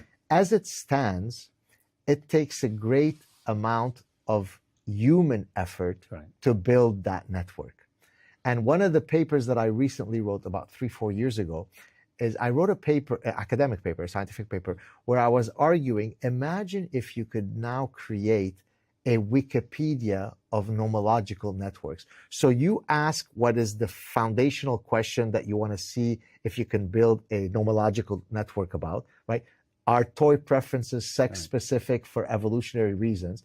Well, it took me, a human being, to say, well, what would be the different distinct lines of evidence that I would have to come up with to prove that there is a universality to these toy preferences? Imagine if that process could be automatized via AI. And not only that, the access to far wider range of data without having to try to figure out where to go for it, and then the speed with which it would come. Exactly. So that's what I'm wondering, whether you see any salvation, you see any inoculation, as you put it, to the parasitic mind. I mean, as a sort of banal yes or no, I would say yes. But to our earlier point, that AI system is only as good as what I put into it. If what is being put into it is done by parasitized human minds, then who knows? So Mo, funny enough, just to go back to something he said, he's writing his next book with an AI he has created called Trixie. Trixie. And he says, if I ask Trixie questions, I get surprising answers. For example, as a Middle Eastern, he's of Egyptian origin, Middle Eastern man, would you, if you were a border officer at, in America, would you grant me access? She said, under current rules, no. So she was quite frank with him. Wow. So that's why it's quite we're on an interesting point, I think, a cross point maybe of where AI might actually address with some degree of accuracy and perhaps be a bit of a wake-up call for some of the issues that you seem to have a lot of concern about. It really is a fantastic question. As you're speaking, I'm thinking about it. I wonder if the AI system might be better at inoculating parasitic thinking rather than parasitic emotional systems, because there is an element that I can codify when it comes to facts and information. It's a lot more how do you parameterize emotions via an AI system? Well, that apparently is the next step. AI can get to the stage where it's, emotions are firing of neurons. I mean, my background is neurophysiology. That's true. So it's kind of ironic. We are literally, in a way, form of. Are your parents disappointed you didn't become a doctor? Well, I think my mother kept saying until she saw me on TV, and it was like. Then it was okay. She said no. She just said, "Is that a real job?" But I do think listening to people who are experts on this, that it might be an interesting situation. I wonder how that's going to tie in with your work, because everything will be factually far more accurate. The veracity of information will be far more, metrically codified and accurate. Yeah, I don't know what else to say about it, but I know that my wife recently was interacting with Grok. Oh yeah, Grok 3 or whatever. The X one, and because we have different options right now we're facing in our personal lives in terms of different universities. In terms of universities that are making me offers, and so she was entering into Grok. What's the best place for us to live? And then she came up to me very excitedly because she said, this Grok is so smart. So, she said, wait, Montreal. No. I don't think Grok is ever going to come up with that. If it comes up with that, it must be a scam. Yeah. Montreal is no longer the place for us. So it's interesting. You're getting a lot of offers in spite of your willing to jab at academia. Yeah. Well, so can I tell you why? Because I think the zeitgeist is changing. Okay. Because the exact same people who were mortified that there was a professor who was talking about such corrosive things such as, oh no, only women can bear children. Yes, freedom of speech is important. Freedom of inquiry is important. Well, those people are now realizing that they really went down the rabbit hole. And not all the universities, many of universities still think I'm, the ostracized pariah. But a greater number of universities are now coming around, maybe because Donald Trump won, who knows. But so a lot of schools that historically would have shied away from speaking to me are now, there's the God love train is in full motion right now. And you're ready to ride it. I'm riding it. It's yeah, go ahead. You've seen, as someone who deals with this kind of behavioral psychology of people, the various movements that come up, and you've touched on a couple of them, the Me Too, for example, and Black Lives Matter. Yep. You see more of these kind of things happening along, that we will see more of these kind of movements that I know you see as on the verge of whether it's suicidal empathy or parasitic behavior ideology. As I said earlier, the capacity for the human mind to be parasitized in endless number of ways is an inherent feature of, the architecture of the human mind. So I can't predict whether there'll be more or less, but it's just, by the way, when I first started my training as a doctoral student, I was studying one type of rationality. And I hope this doesn't get too technical. You'll tell me if it's boring. So are you familiar with the work of Kahneman and Tversky? Do you know? Kahneman and Tversky are two Israeli psychologists, actually. Kahneman won the Nobel Prize in economics for his work that he did in psychology. Tversky didn't win it, his co-author, because he had passed away before they won it, and you can't get it posthumously. Yeah. But what their work was meant to show was that the hyper-rational expectation that economists have of us, that we are these perfect calculational machines. When I'm choosing which car to buy, I look at all of the alternatives, and then I use some utility maximization function to say that it's going to be the Mazda. That's not how people make decisions, right? So for example, here's a violation that they identified. It's called the transitivity axiom. If I prefer car A to car B, and I prefer car B to car C, it must be that I prefer car A to car C. That's called transitivity. If I don't do that, I'm being, quote, irrational. But throughout 40 years of work, they showed that consumers are hardly rational in the way economists expect us. And so it is an indelible feature of the human condition to have these little blind spots, in the same way that you can do experiments in psychophysics, where you could show certain visual illusions that people succumb to.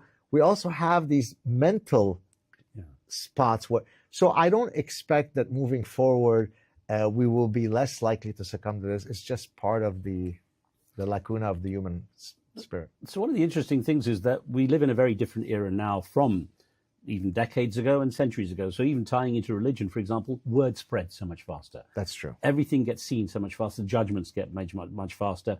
So in the same way, decision making is sometimes through speed. Yeah. People react. And do you recall that the head of the women's soccer in Spain, Luis Rubiales, the kiss, kissing, and he just got sentenced, or he just got adjudication was that he was guilty of doing this, and of course it gave a lot of power to the Me Too movement in Spain when this happened. Now there would have been a time where this wouldn't have gone around. Yeah. And I wonder how this interconnectivity, the greater interconnectivity we have. That's a great question. So certainly the fact that we've got these systems that can spread information so quickly makes it more viral, to continue with the metaphor. I mean, does that mean, so are you arguing that by virtue of the fact that the speed at which the stuff can disseminate, does that mean that increases the likelihood of the inoculation or decreases it? No, I'm saying that, at the moment it increases the chance of being parasitic. Yeah, exactly. Yeah. Well, although the antidote also is communicated. Is communicated, right? So, I mean, I wouldn't have had, I don't know, 1 million followers on X. I wouldn't have met the people. The people that have been drawn to my work would never have known that I existed, Elon Musk, were it not that there was a central square where my ideas can be, because historically, think about a typical academic. What was my medium of communication? It was the peer-reviewed journal, right? And you want to know how many people read that journal? You know how many people say the average number of academic papers that's cited is 0. Now, there are some papers that are cited 3,000 times, but even an incredibly successful academic paper that's cited 3,000 times, how does that compare with me putting up a post yesterday that was viewed by 10 million people? That's remarkable. And so I think, to your point, both the parasitic stuff can increase, but the antidote could also increase. As we get towards the end of our conversation, a couple of things that occurred to me as someone, especially as you specialized in consumer behavior, but as an evolutionary behavioral scientist, do you believe human behaviors are cyclical? And the reason I ask is, my daughter, who's only a couple of years older than yours, is big on thrifting. And, this very, what do you call it, conspicuous consumption. She's not into it. She kind of, exactly, is sort of to a large degree rejecting. And it's not for a lack of means. It's simply the psychology is now, I want to distance myself from this very visible consumption. And thrifting, I see among her friends as well. It's become kind of trendy. How much do we cycle through these? That's great. So, of course, historical cycles happen. As a matter of fact, potentially linking it to your daughter's example, do you know that how sexy women's attire is cyclically over the past 100 years correlates with economic conditions within that ecosystem. So it's actually called the hemline index. Wow. And this is something that I talk about in The Consuming Instinct, one of my earlier books in 2011, whereby I'm going to see if I remember this correctly. I hope I don't get it wrong. In environments where there is more economic uncertainty, there is a premium on fashion trends and cycles to be sexier. And so yes, I think that the general pattern is that there are cycles. Now, I don't know if your daughter's thriftiness is a manifestation of something inherent to her personality, or I think you're arguing that it is part of a group dynamic. It seems to be part of a group dynamic, but she appreciates it. Yeah. So how does that manifest itself? She never wants to dress in brand names. She wants to be frugal. It's not so much that. It's just saying, hey, I can find great stuff that's been pre-owned, as they would say now. Okay, I used to say used, but to use the euphemism pre-owned, and she finds amazing stuff. Yeah, see that would never work with me, and maybe I'm sharing too much here with your audience. I suffer from huge germ contamination fear. All right. So, for example, when I go even to a 5-star hotel, I bring my own sheets. Okay. And so the idea of wearing someone else's clothes would not work with this guy's psychology. Right. So that would. The other thing is that after COVID, after lockdowns where people couldn't go, there was a lot of what I read about, a lot of revenge buying, they called it, like consumers, feeling they'd been deprived for a certain period of time and almost in revenge going out and they're going to compensate for having been. Yeah. Right, I hadn't heard that term, but that makes a lot of sense to me. Revenge buying. So. Well, I mean, one of the reasons why I decided that I will use consumer behavior as a place to study human nature is precisely because, short of breathing, consumption is probably the thing that we do most next. I mean, we consume friendships, we consume experiences, we consume religion, we consume literature. So it's not just consumption of Coca-Cola and Starbucks. I mean, we are a consumatory animal. So I thought, what a wonderful place it would be to take my interest in evolutionary psychology and apply it to the modern context of consumer behavior, hence that marriage. Just as, again, wrapping up now, do you remain optimistic about the way things are going? I mean, you said we're at a certain zeitgeist, but are you really optimistic about things changing for the better on your terms, of course, the parasitic mind, the suicidal empathy? And so I do. I am, in the sense that it would be hard to get out of bed given the things that I do and deal with, if I didn't think that there's a way to make things better. But on a day-to-day basis, it could be easy to fall trapped to a lot of pessimism, because sometimes when I see the stuff that comes my way, and even though 99.9% of the people are incredibly supportive of what I do, 0.01% of a very big number is still a big number. And so that can, gnaw at you. But overall, I'm someone who has a sunny disposition. And so therefore, I would say I am optimistic. I raised this, actually, it made me think about how many people I know who are anti-woke culture, but won't say so. So that's why I was curious when you said you have 90-something + % in terms of support. So do you think there are a lot of people out there who want to say something, say anti-woke, for example, and, are against the woke culture, but don't dare say it because they could be victimized? Oh, my God. That's the number one reason why the woke stuff was able to proliferate, right? So let me give you, and I've said this before, here is the perfect template of probably the most common email that I've received through all these years. Dear Professor Saad, a bunch of compliments, and then the last sentence is, if you choose to read this letter on your show, please don't mention my name. So then I write back to the person. I say, dear so-and-so, thank you very much for your kind words. I appreciate them. Don't you think the last sentence in your email is precisely why we are in the position we are? And oftentimes that really slaps them in the face, and they'll write back to me and say, but they always argue that they have a uniquely justifiable reason why they shouldn't be the one speaking, right? So if I'm a student, I shouldn't speak because I won't get a good grade. If I'm an assistant professor, I shouldn't speak because I'm going up for tenure. If I am tenured, I shouldn't speak because I'm going for full professor. If I have full professor, I shouldn't speak because I'm applying for a grant. So your career will end, and there's always been a justification for why you shouldn't speak. Speak. Stop being a coward. Don't diffuse the responsibility on a few of us that have to bear all the risks. If we all speak in unison, we'll get rid of the problem by Tuesday. Well, and academia apart, it's also because there are real world consequences for people in other jobs too. I guess that's yes. Although, and not to seem as though I'm being cavalier about it, whenever someone says that to me, I say the young men who said I'll go and land on the beaches of Normandy, were they guaranteed safe passage, or did they know that 80-90% of them were going to be mowed down as though they were insignificant mosquitoes? Yet they did it. So I understand that people have real concerns, and so I'm not asking people to be reckless martyrs, but just say something. It could be you only say it within the confines of your friends at a bar. If they say something insane, challenge them. We just had a conversation about very difficult subjects. We're going to walk away here feeling good. We're going to still be friends, but we had the courage to tackle thorny subjects. Don't be a coward. Speak. Now you've got this prominence, and with prominence comes the power to change things, which, as you say, hopefully you are. Would you ever go into politics?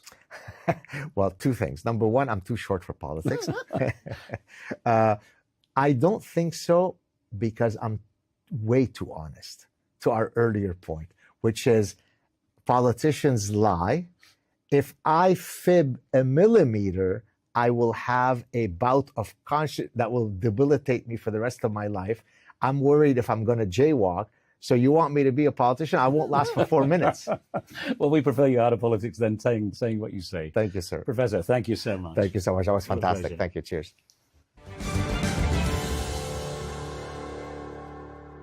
Well, Dr. Gadzhad ending our extended conversation there by calling for people to ignore the work culture and to champion truth and freedom of speech, whatever the risks. His next book, Suicidal Empathy, is due out this year, 2025, and expands on his best-selling publication, The Parasitic Mind. That's all for now from me, Riz Khan, and the rest of the team. Thank you for watching. Don't forget to leave your thoughts and comments and subscribe to the channel. We'll see you next time.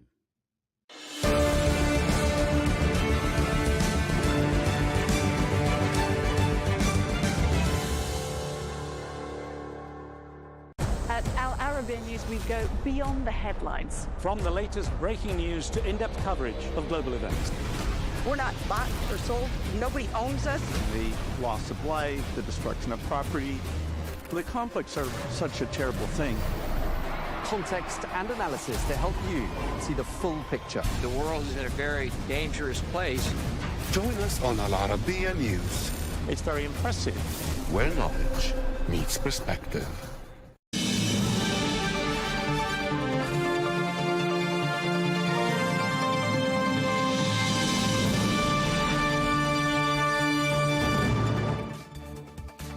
Hello and welcome to Global News Today, bringing you exclusive interviews with leading experts every weekday here on Arabiya News. I'm Tom Burges Watson, and in today's special program, we take a look back at some of the best interviews during the last couple of days.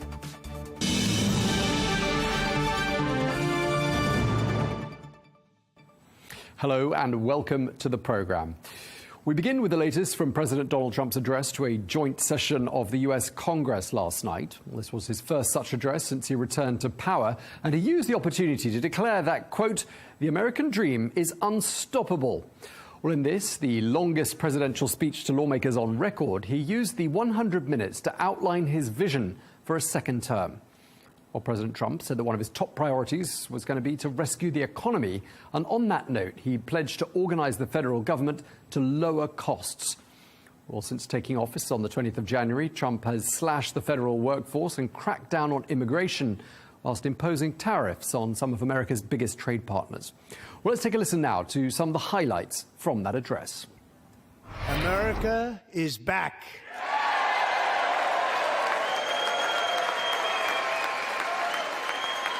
Since taking office, my administration has launched the most sweeping border and immigration crackdown in American history, and we quickly achieved the lowest numbers of illegal border crossers ever recorded. Thank you. To further combat inflation, we will not only be reducing the cost of energy, but will be ending the flagrant waste of taxpayer dollars. Under the Trump administration, all of these scams, and they're far worse, but I didn't think it was appropriate to talk about them. They're so bad. Many more have been found out and exposed and swiftly terminated by a group of very intelligent, mostly young people, headed up by Elon, and we appreciate it. We found hundreds of billions of dollars of fraud. President Trump speaking there, well, as he delivered that address, the assembled Democrats gave little applause. Some even walked out, and some held up placards saying things like, quote, "This is a lie." Well, in a rebuttal speech, the Democratic Senator Elisa Stolkin urged U.S. citizens to be alert and to stay engaged in U.S. politics. He's going to make you pay in every part of your life. Grocery and home prices are going up, not down, and he hasn't laid out a credible plan to deal with either of those. His tariffs on allies like Canada will raise prices on energy, lumber, and cars, and start a trade war that will hurt manufacturing and farmers. Your premiums and prescriptions will cost more because the math on his proposals doesn't work without going after your health care. OK, well, let's get some more analysis so we can speak now to Mick Mulvaney, former Chief of Staff to President Trump, who joins us from Washington. Mick, great to have you with us once again here on Al Arabiya News. No pressure, you're opening the programme this evening. So let me start by asking you this. If you were to write President Trump's report card for last night, what score would you give him for that 100-minute long speech? Yeah, Tom, I thought it was a B-plus type of speech.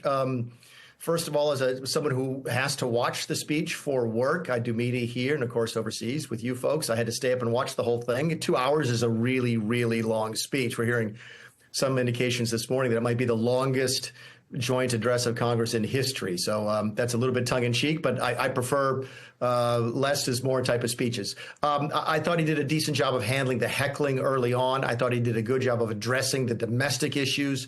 If I had one criticism of the speech, I thought it was short on foreign policy. Foreign policy, by the way, that's not unusual. Ordinarily, American voters don't care that much. American public doesn't follow foreign policy that closely. It's just a virtue of our history and our geography. But that being said, the meeting with Zelenskyy last week in the Oval Office was so high profile and so garnered so much media attention that I thought we might get a little bit more detail last night on foreign policy in general and Ukraine in specific. But the reports here are pretty good. The polling is in the overnights, and the approval ratings of the speech across all political spectrums are in the high 60s, low 70s. That's pretty good for any politician in this divided environment in my country. OK, so just to recap, you would take off a couple of points because it was too long, and you thought it was a little on the light side with regards to foreign policy, hence the B grade. 6 weeks. I mean, so much has happened. I mean, there's been this whirlwind of activity, sometimes very hard to keep track of it. Do you think perhaps the president's trying to do too much too quickly? No, I think it's by design. There's a term in sports called flooding the zone, where you just put as many players up towards the goal as you can at one time, and that's what they're doing. Keep in mind, he's in a unique situation in our history of having come back to the White House after spending 4 years away. So his team has had 4 years to think and plan and plot as to what they wanted to do. So what you're seeing is the rush of material that they've been working 4 years on. So no, I don't think they're doing too much. I think they're doing it on purpose, and I think they're going to be able to keep this pace up at least until the summer, and maybe even as far as the entire calendar year.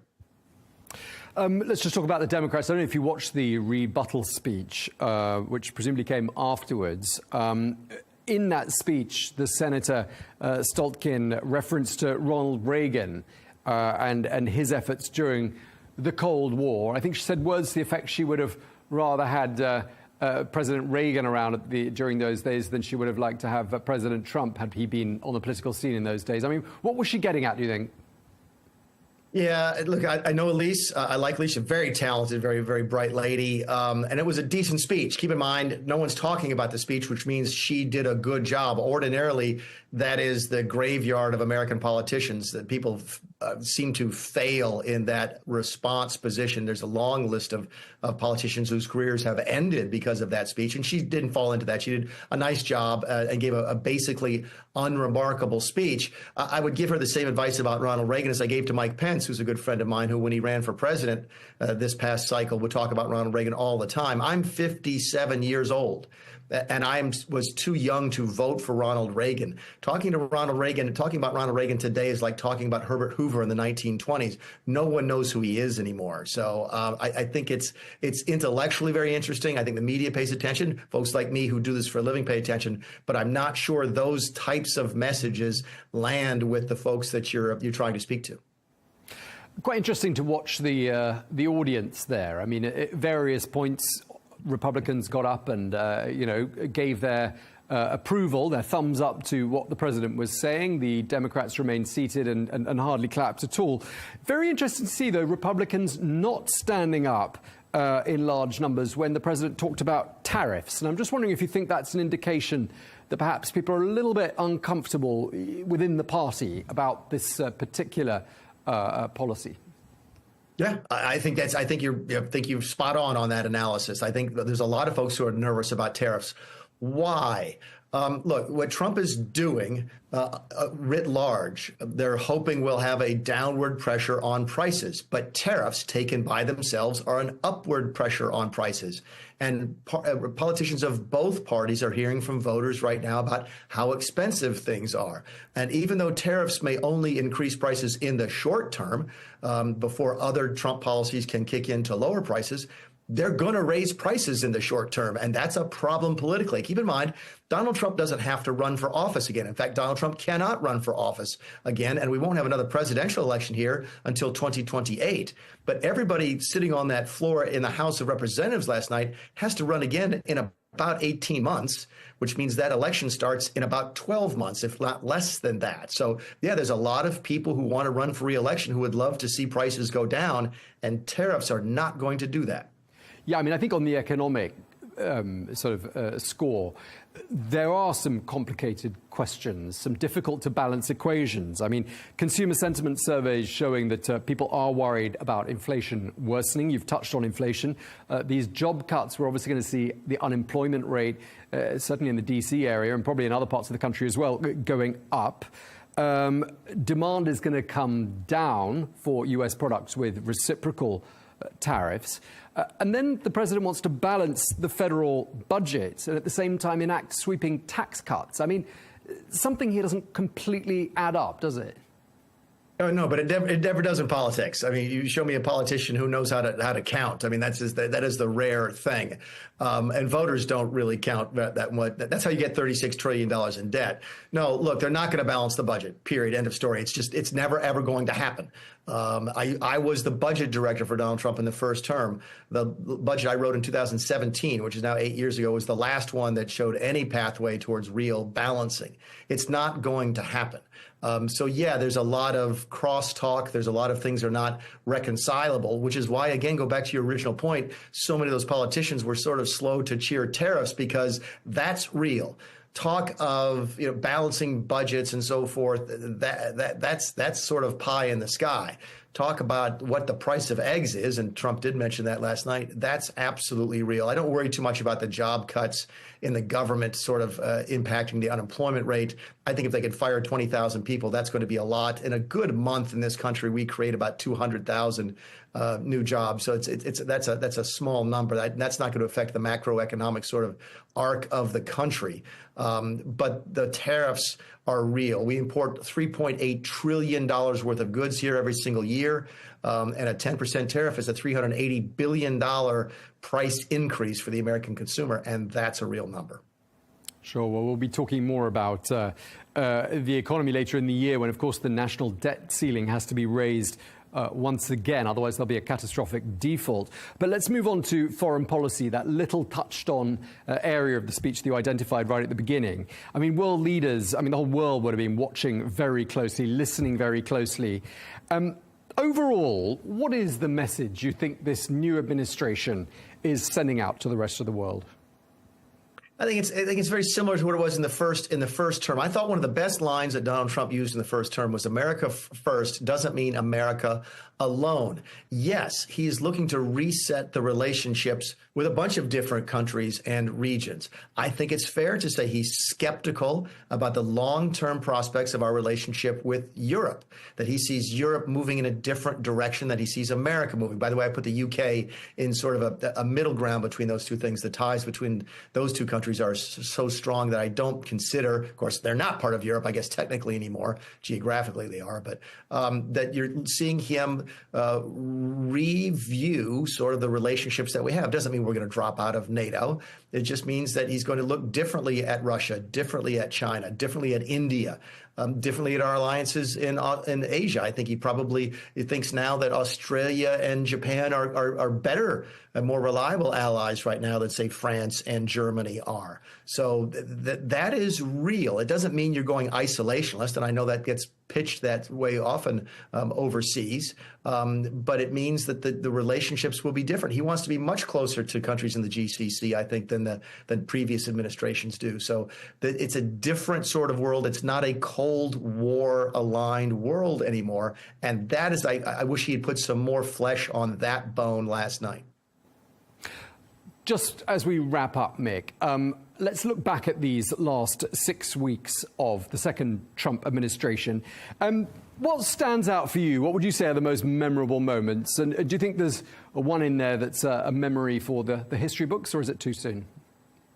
Well, I mean, if you had to, it's so hard to look back 6 weeks when so much happened so quickly, right? I think right now, everybody sort of looks at that Oval Office meeting last Friday with Volodymyr Zelenskyy, that will have a place in the history books. But personally, for me, I see this attempt to reform the federal government and reform the power of the executive.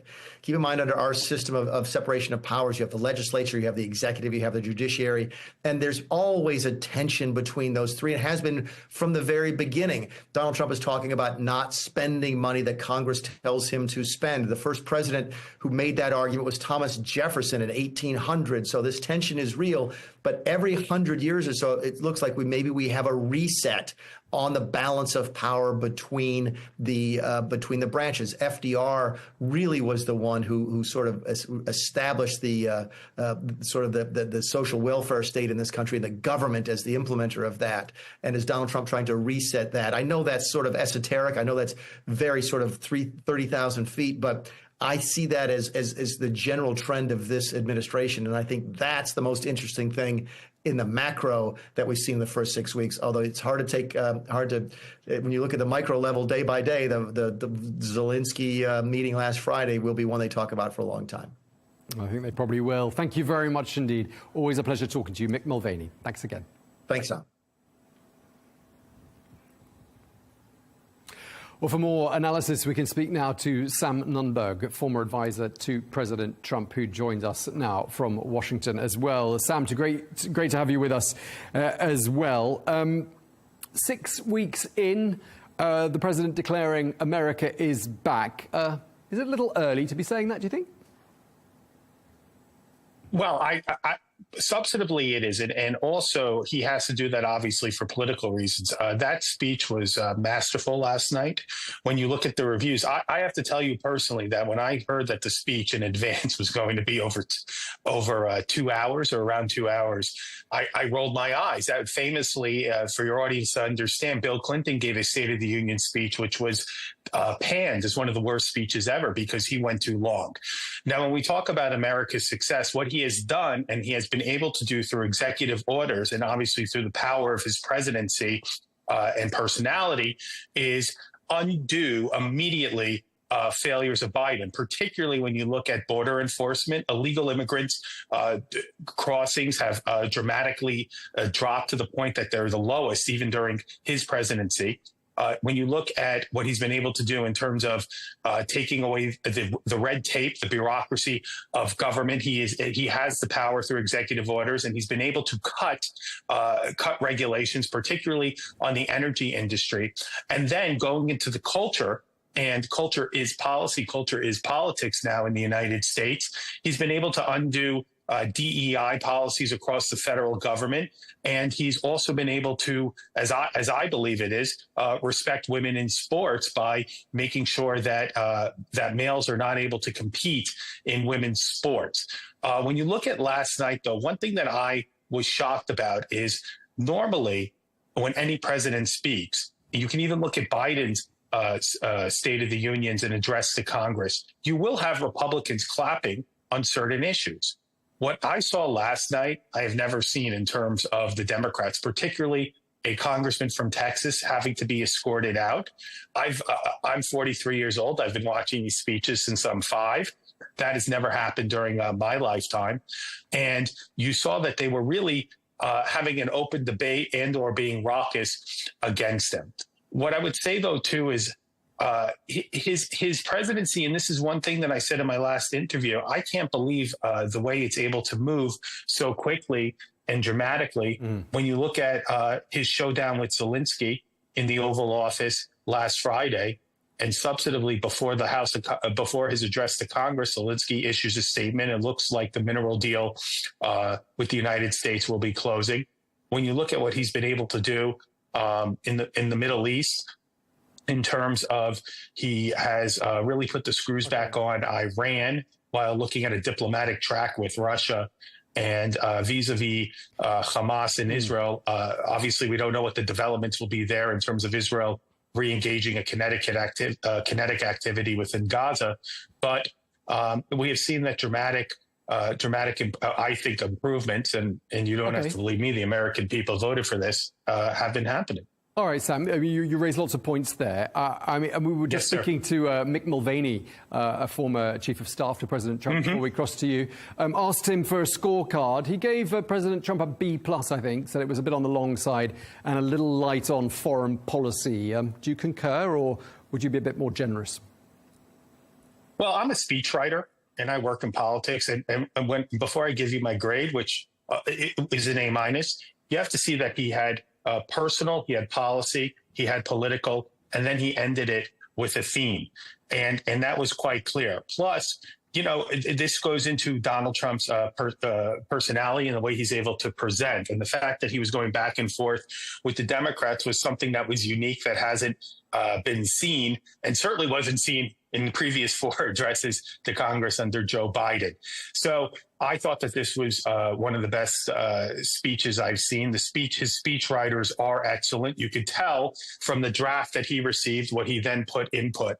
And also, when you look at the presentation in terms of picking out particular instances across America, I mean, he admitted a cadet into West Point whose father was murdered. You obviously had that a boy who's unfortunately suffering from cancer, that he had the Secret Service make him an honorary member. And then he held almost a live vigil for a victim, a woman who was murdered by an illegal immigrant. Now, in terms of foreign policy, I'll disagree with Mick Mulvaney. The number one issue within the United States right now is obviously Russia and Ukraine coming to some kind of resolution in this and U.S. involvement. And he's obviously reversing policy point that's in the American psyche. I would also say you have to look at all public polling. I have not seen anything private, but you have to look at all public polling. And I can assure you that CNN, for instance, wasn't happy putting up that 75% of Americans agreed with policy points that he brought up and also approved of the speech. Yeah, one of the polls that I saw, which is not directly related to the speech, but you'll see the connection. It's a Reuters Ipsos poll, and it said that 70% of Americans, and 2/3 of them Republican, say that Russia is more to blame for the Ukraine war than Ukraine is. After all, Ukraine was invaded. It Right. invaded itself. They were. Do you think perhaps, there is a feeling, therefore, that President Trump, and you say that it looks like, and I think President Trump himself said it looks like the minerals deal will now go ahead. Fences have been mended. But do you think he has to perhaps go a little easy on Ukraine? Because he's been pretty tough on President Zelenskyy. I do. In our last interview, you asked me why is he saying stronger comments against Zelenskyy, and I explained that he's trying to show that he holds the cards here and that he can get a deal on the table for the Russians and negotiate with them. The one thing I would say, though, too, is for Americans, I think Vladimir Putin is the least popular, most hated foreign adversary of the United States right now. And the key is for the Trump administration and President Trump to be able to explain that he's not going to be in the business of criticizing Vladimir Putin, which, by the way, he's never done. But Marco Rubio, for instance, the Secretary of State, has called him a thug and a gangster, that he can't do that right now while he's trying to negotiate and mediate. But yes, that is an issue. That is a thorny issue that you bring up, where there really is a fine line politically for him to do. He cannot be seen as being pro-Putin.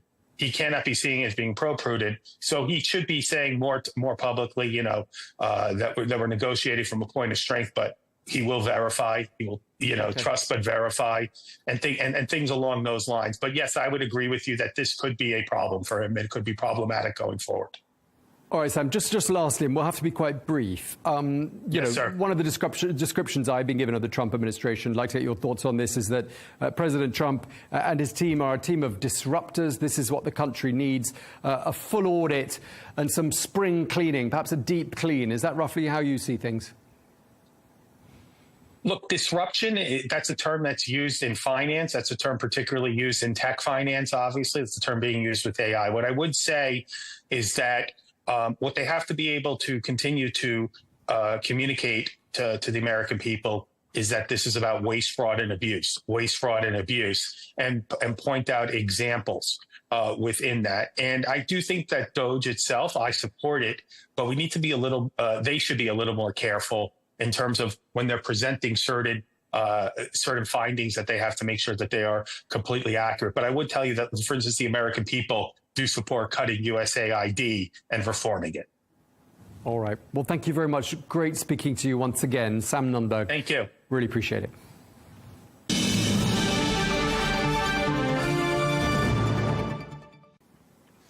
Meanwhile, in other world news, a possible trade war erupted today as the US President Donald Trump's new 25% tariffs on imports from Mexico and Canada took effect, alongside a hike in Chinese duties from 10% to 20%. Well, the move has thrown the US into a trade clash with its top three partners, rattling global markets and sparking possible costly retaliation from Washington's North American allies. Well, President Trump did warn yesterday that the 25% tariffs on Canada and Mexico would come into effect today, and he also made it clear that reciprocal tariffs would begin on the 2nd of April, adding that there was no way for Mexico or Canada to avoid the tariffs that he'd promised to impose. The tariffs, as you know, will start a week earlier than the reciprocal, which is going to be on a couple of weeks earlier. Reciprocal tariffs start on April 2nd. And I wanted to make it April 1st, but I didn't want to go April Fool's Day, because that costs a lot of money, but that one day. But so we're going April 2nd. So what they have to do is build their car plants, frankly, and other things in the United States. No room left for Mexico or for Canada. No, the tariffs, they're all set. President Trump speaking there. Well, Beijing has retaliated with tariffs of up to 15% on a broad range of U.S. farm exports like soybeans, beef, fruit and vegetables.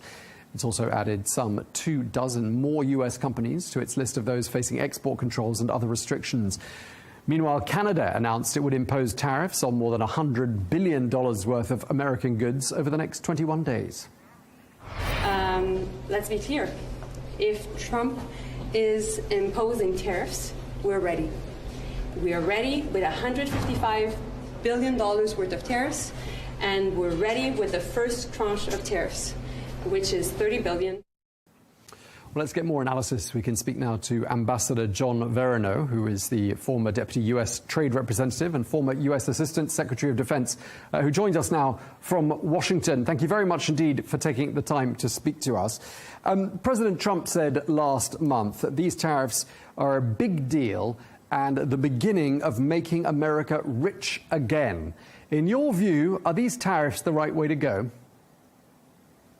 No, they're not. The president sees tariffs as serving multiple purposes, partly revenue, partly leverage, but mostly, frankly, for protection. So there have been some who thought these tariff threats were mere threats to address other problems, but it's clear from the first Trump administration and this most recent actions this week that the president views tariffs as a positive tool for reindustrializing America. I think they will turn out not to be a good tool for that purpose, but he is the president and these are his views. Sure. I mean, have we ever seen anything on this scale before? Can you remember a time when tariffs like this were ever imposed on trade partners? Well, certainly not in my lifetime. You know, you'd have to go back to, frankly, the 1930s when tariffs were seen by, many countries as tools to protect their domestic industries. But the Great Depression and trade retaliations and trade wars, I think, proved that those were not useful tools and that trade on balance is a win-win for countries and companies and certainly consumers. And viewing trade as a zero-sum game is just inaccurate. But unfortunately, it's the mindset of President Trump with regard to many things, including trade deficits and tariffs. What's this all about? I mean, what are these tariffs aiming to achieve? And we've had so many messages, some messages suggesting it's about fentanyl, others saying it's about an unequal trade balance, others suggesting it's about immigration. What's your take? Well, I think unlawful immigration and fentanyl crossing the border, are issues the president has been concerned about, and I think do warrant some addressing. I don't agree that tariffs are the way to address those problems, but I think the use of those issues to justify under the statute these new tariffs is merely just a reflection of the president's desire to have these tariffs. And it seems as though there was very little Canada could have done to address those two issues, since, frankly, the Canadian border is really not a factor in those issues. So I think those issues were raised up merely to justify under the statute that he is using for these tariffs. But I think it's more just a reflection of, as I said, the president just believes tariffs are a good thing and sees them as a way to reindustrialize the U.S. economy, notwithstanding the fact that most 80% plus of industrial jobs that have been lost over the past 40 years in America and in other countries have been due to labor-saving technologies. A modern factory just requires a lot fewer people working in them. And that is not going to change because of tariffs. So we've got a situation where we've got 25% tariffs against Canada and Mexico, 10% plus another 10% against China. Now, those countries are almost certainly going to retaliate if they haven't already. Beijing's announced some countermeasures of its own, targeting American agriculture and food products. How hard can those countries hit back, and what might that do to the U.S. economy? Well, they as you know, they have announced and certainly will retaliate. I think if for no other reason than, national pride, frankly. So, the U.S.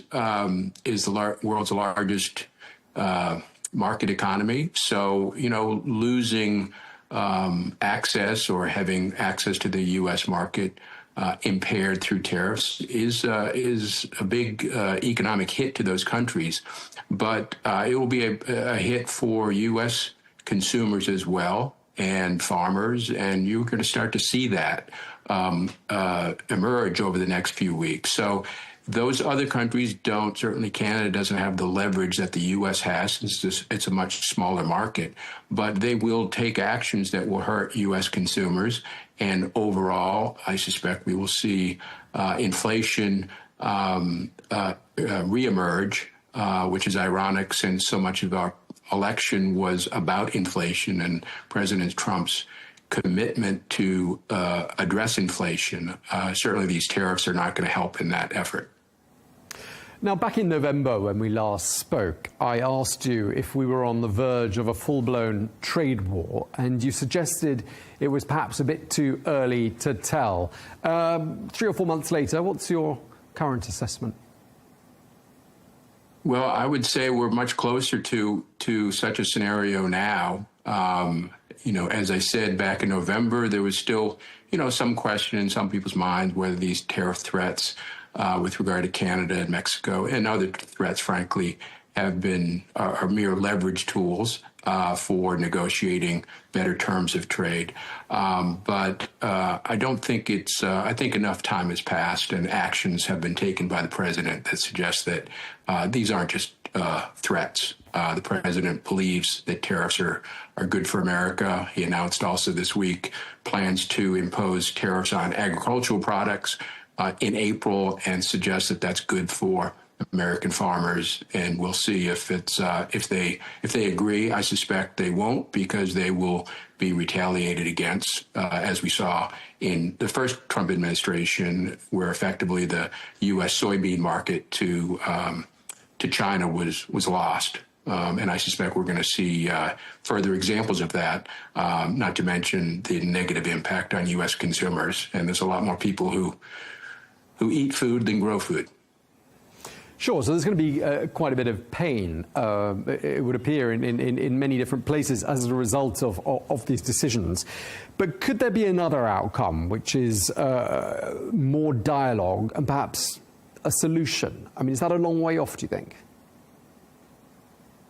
It could be. It depends, if a more surgical approach is taken. The U.S. and India have announced plans to begin negotiating, some type of a trade agreement.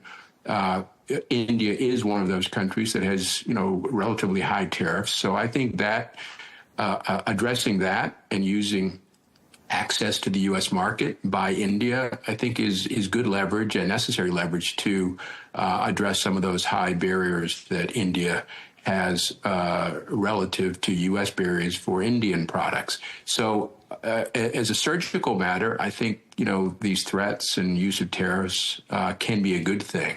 But right now they seem to be using it in a very blunt way that I think it's difficult to see how, A, what the goal is, and B, how blunt use of tariffs will achieve whatever goal may emerge and clarify.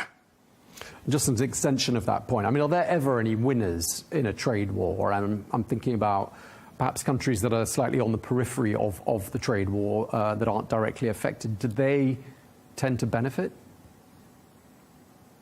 Well, I would say, trade wars, in the end don't benefit anyone. They are, they do a lot of disruption to supply chains, et cetera.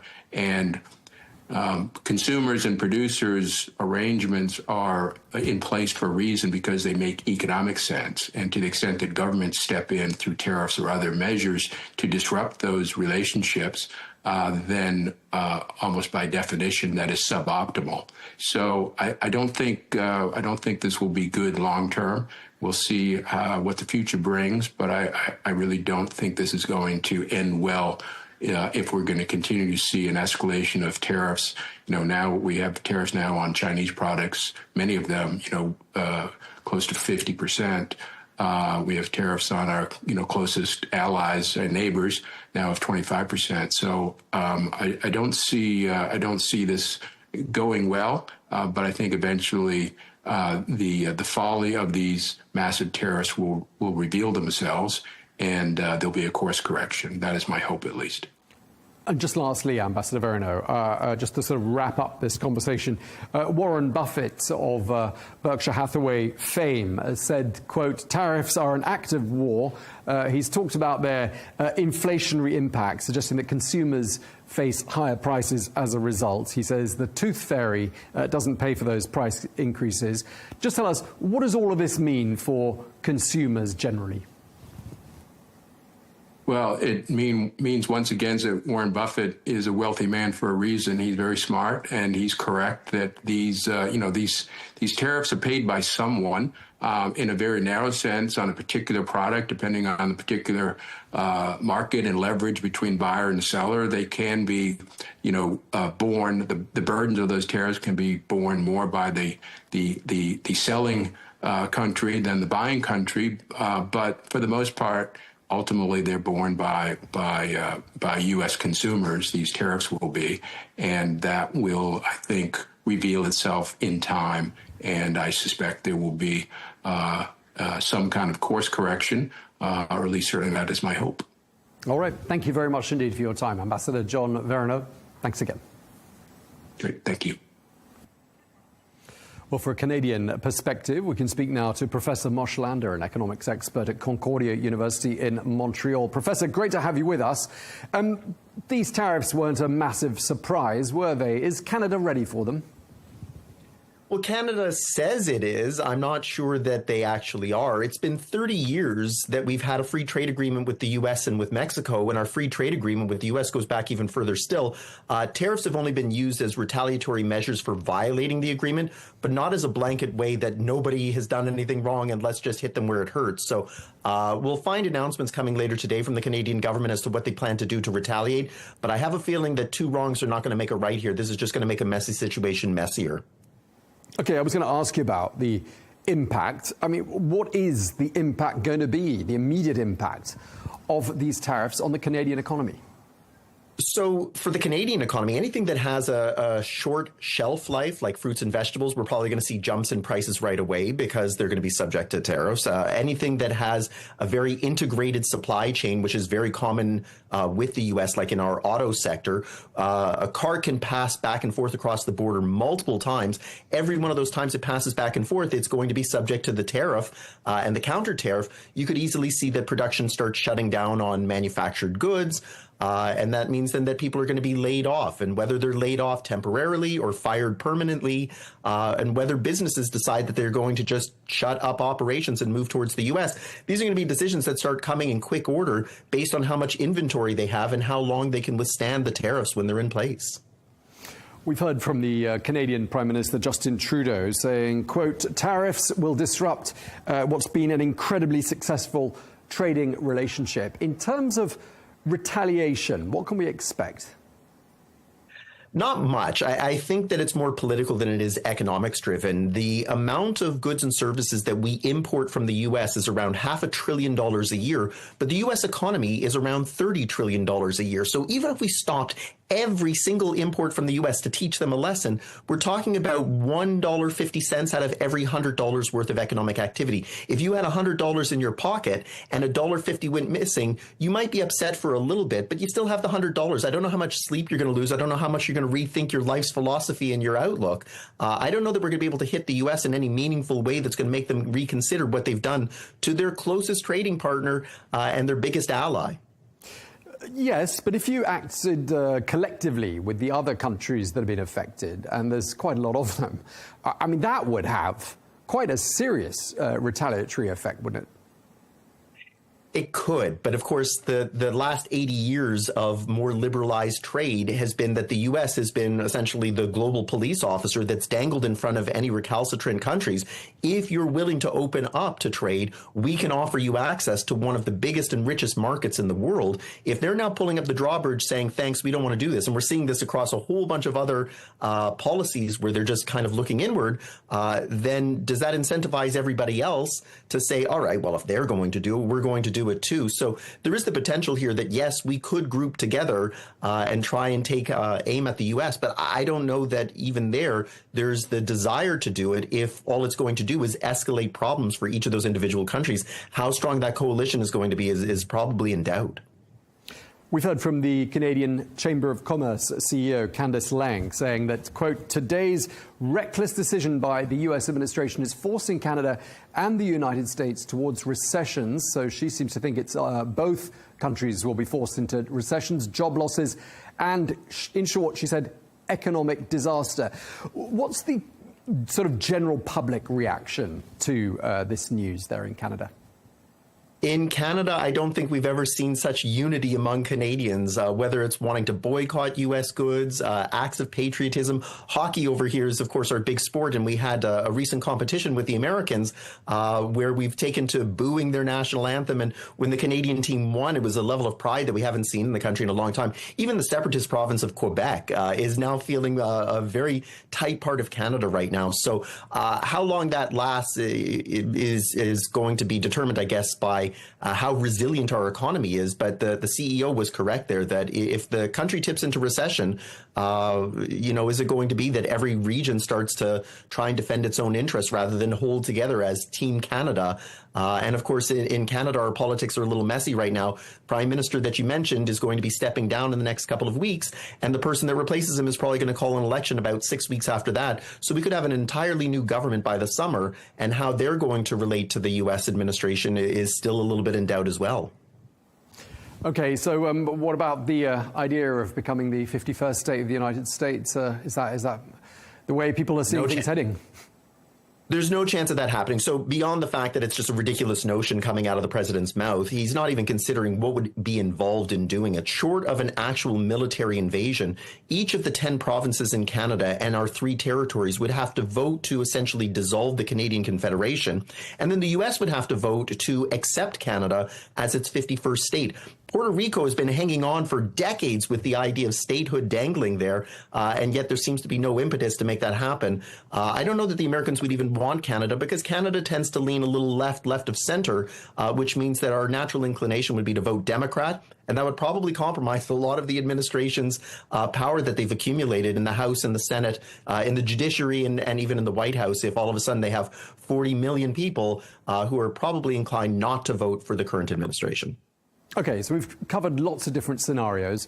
Let's perhaps end with the most likely of all the scenarios, that Canada does something to rectify this situation and to address the United States' concerns and has those tariffs done away with. What's Canada supposed to do? What's Canada likely to do?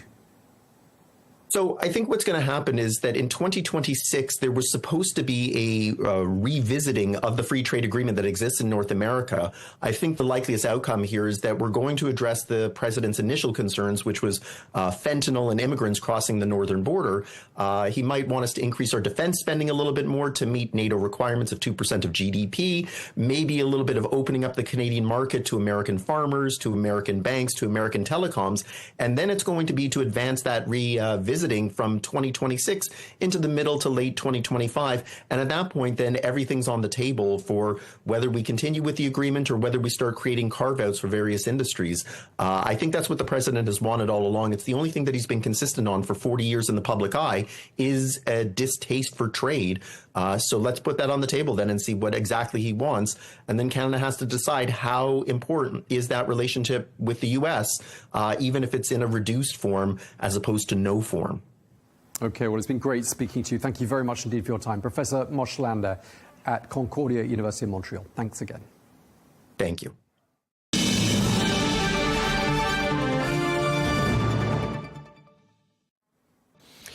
Now, France says it is providing intelligence to Ukraine after Washington suspended sharing its intelligence with Kyiv earlier on this week.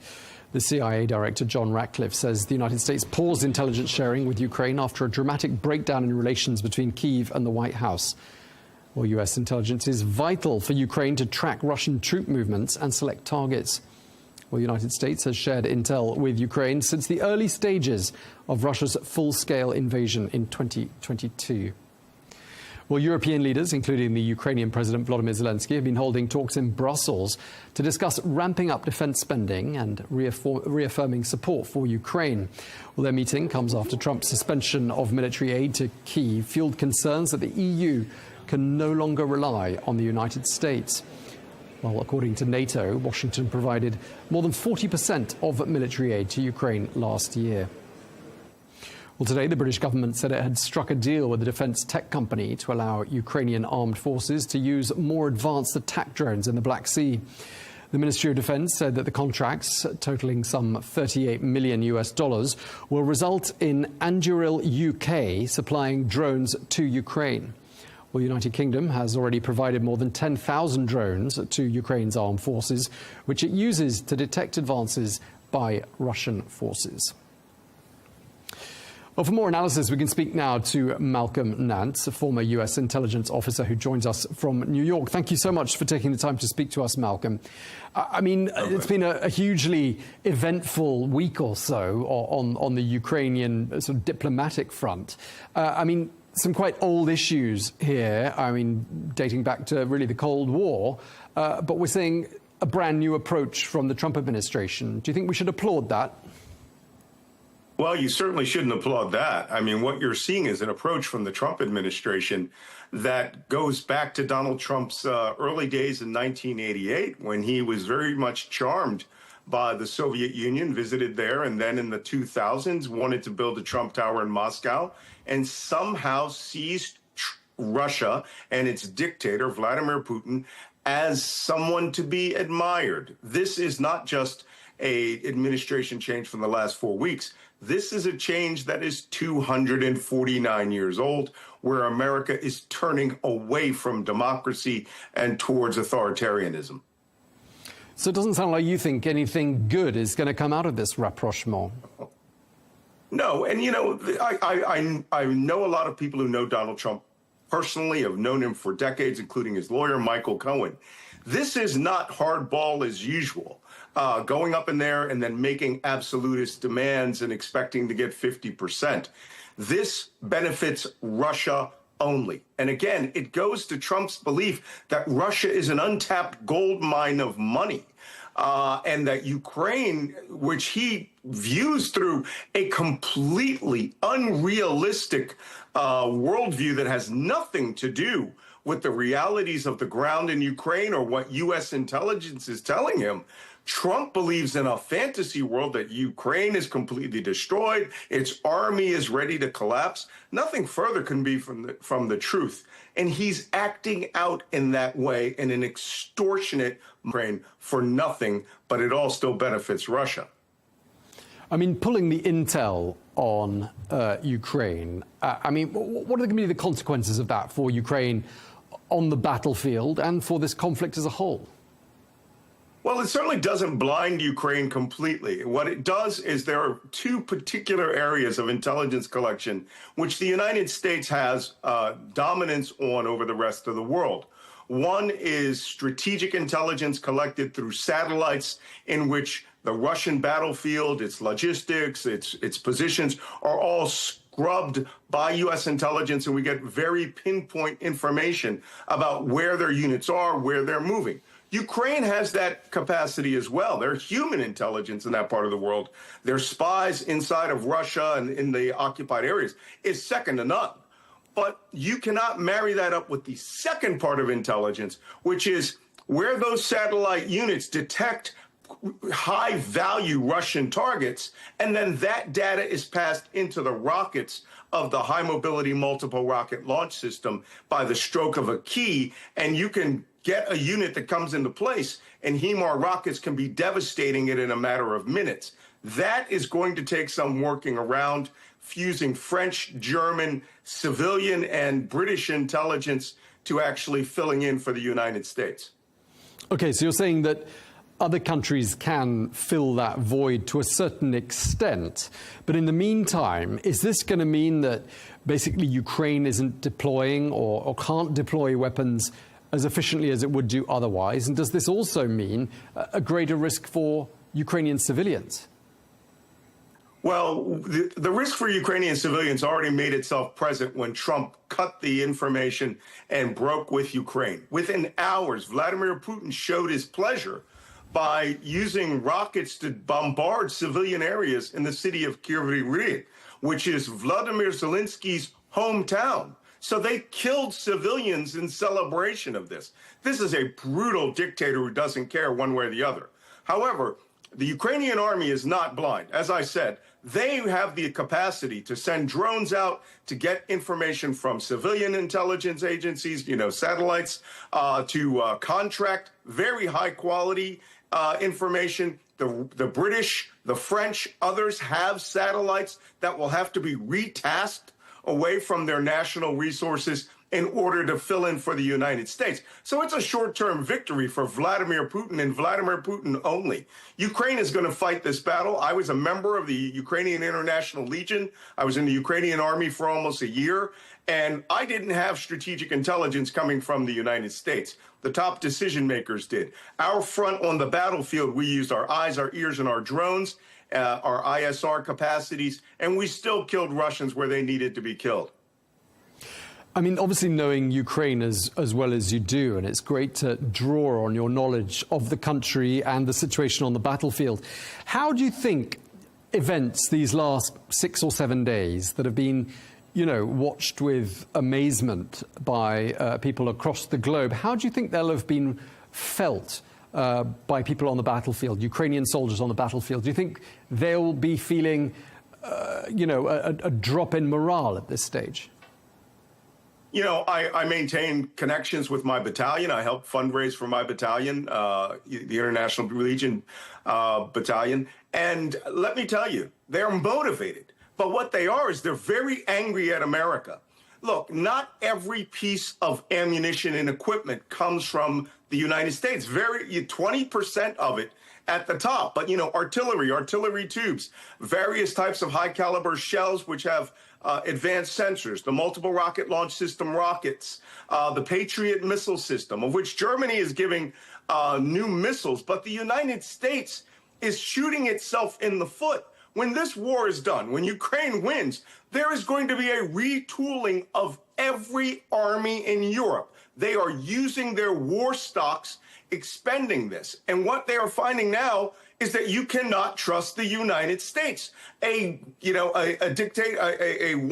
president who has decided he's going to support a dictator could at will cut off United States resources from an ally. And this is going to block U.S. defense completely out of Europe, as Europe is about to spend $1 trillion, nearly $1 trillion, in revitalizing their entire defense industry. The Ukrainians will persevere. Let me tell you something about Ukrainians. They will fight with sticks and rocks. And that's how it was at the beginning of this war. They have the advantage. They're beating the Russians. The Russians could, in fact, collapse in the next year. And when that victory comes, the United States is going to be out of it. Yeah, I mean, just lastly, this is a real watershed moment, it seems, for Europe. That's what we've been hearing all week from major European capitals. Some might say a long overdue wake-up call for Europe. President Trump did warn them during his first term that they needed to get their defensive act together. Yes, but he warned them in such a way that it was more of an extortion racket than it was actually trying to work with our allies. I've written 4 New York Times bestsellers about Donald Trump and his relationship with Russia, Vladimir Putin, and Russian intelligence. It was very easy to predict back in mid-2016 that this is the route he was going. It's just he didn't know how to get there back in his first administration. And he has taken such umbrage with Vladimir Putin. Putin got him his first impeachment, with Volodymyr Zelenskyy. Zelenskyy got him his first impeachment when he wouldn't be extorted through Javelin missiles into creating a fake investigation into Joe Biden. Trump is a outrageous narcissist. And he has, as his niece, Mary Trump says, he suffers from narcissistic injury very simply. And when he does get injured, when he doesn't get his way, he throws a tantrum and then he takes revenge. Very well-known psychological factors about Trump. Vladimir Putin, ex-KGB officer, knows this also and manipulates easily Trump into believing that Russia's interest is Trump's interest and that there's some profit at the end for all of this. All this did was break a major component of the Atlantic Alliance, of which, by the way, Donald Trump did not even know in his first administration NATO was a defensive alliance. He thought it was a trade alliance. Anything that does not financially benefit him, he discards, and he is now discarding Ukraine. All right. Well, thank you very much for taking the time to speak to us. Really appreciate it. Malcolm Nance, former U.S. intelligence officer, thanks for your time. Pleasure.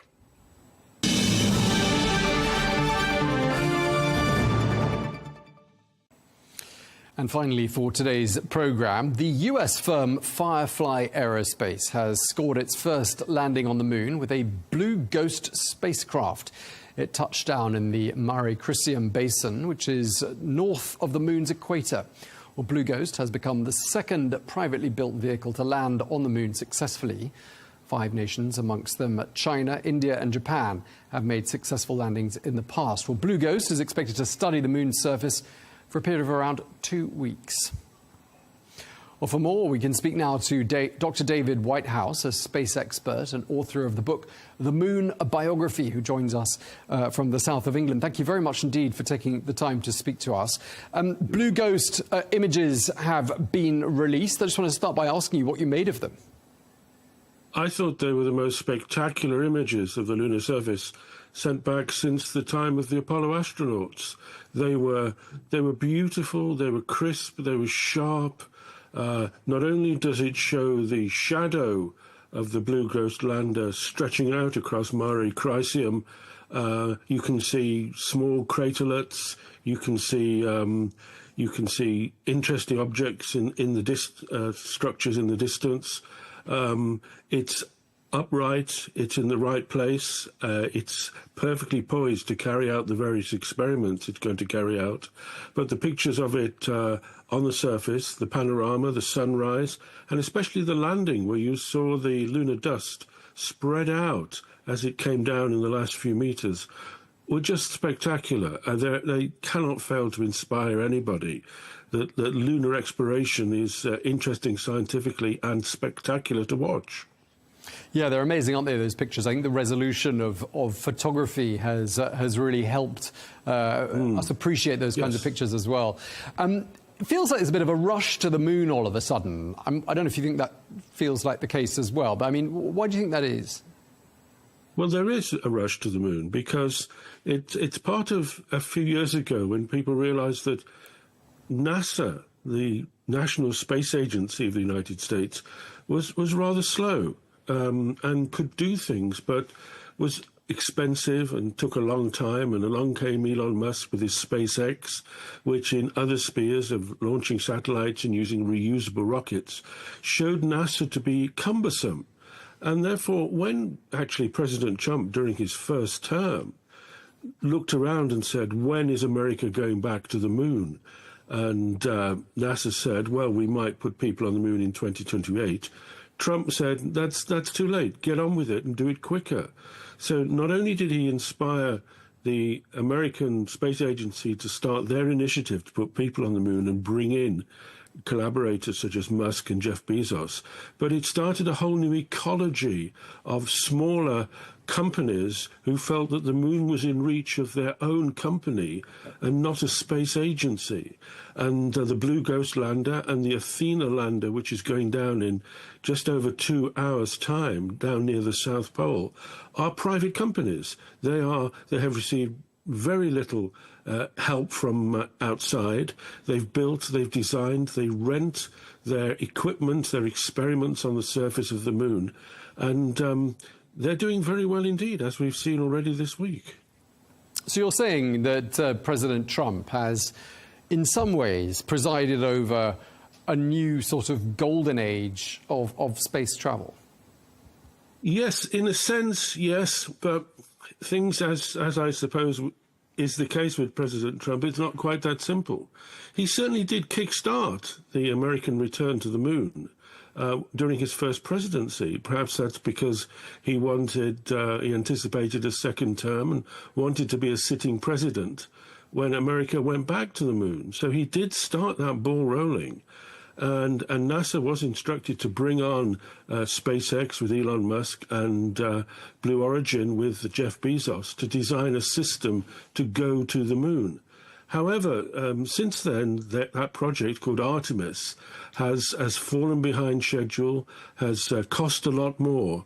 And it's clear that the Artemis project of putting people back on the moon in just a few years' time is failing. And it may well be that during his second presidency, Trump will send Elon Musk in with his Department of Government Efficiency to trim some fat from NASA. And the project he set up, Artemis, may well be cut back quite severely. And the task of putting astronauts back on the moon may go directly to SpaceX and to Jeff Bezos' Blue Origin. So what started off as a kickstart for NASA in Trump's first term is turning to be a bit more complicated now that it's delayed and now that they're looking to make savings. But one thing is clear, America has its eyes set on the moon.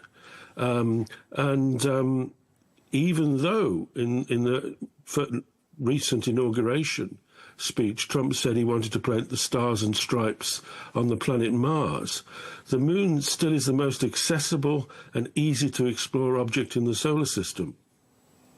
I mean, what's up there, and what's it hoped that these lunar landers are going to bring back to planet Earth with them? Well, there is the exploration for the exploration sense, in the sense that the moon is a relatively unchanging object that holds within its rocks and on its surface the history of the solar system and the history of the sun.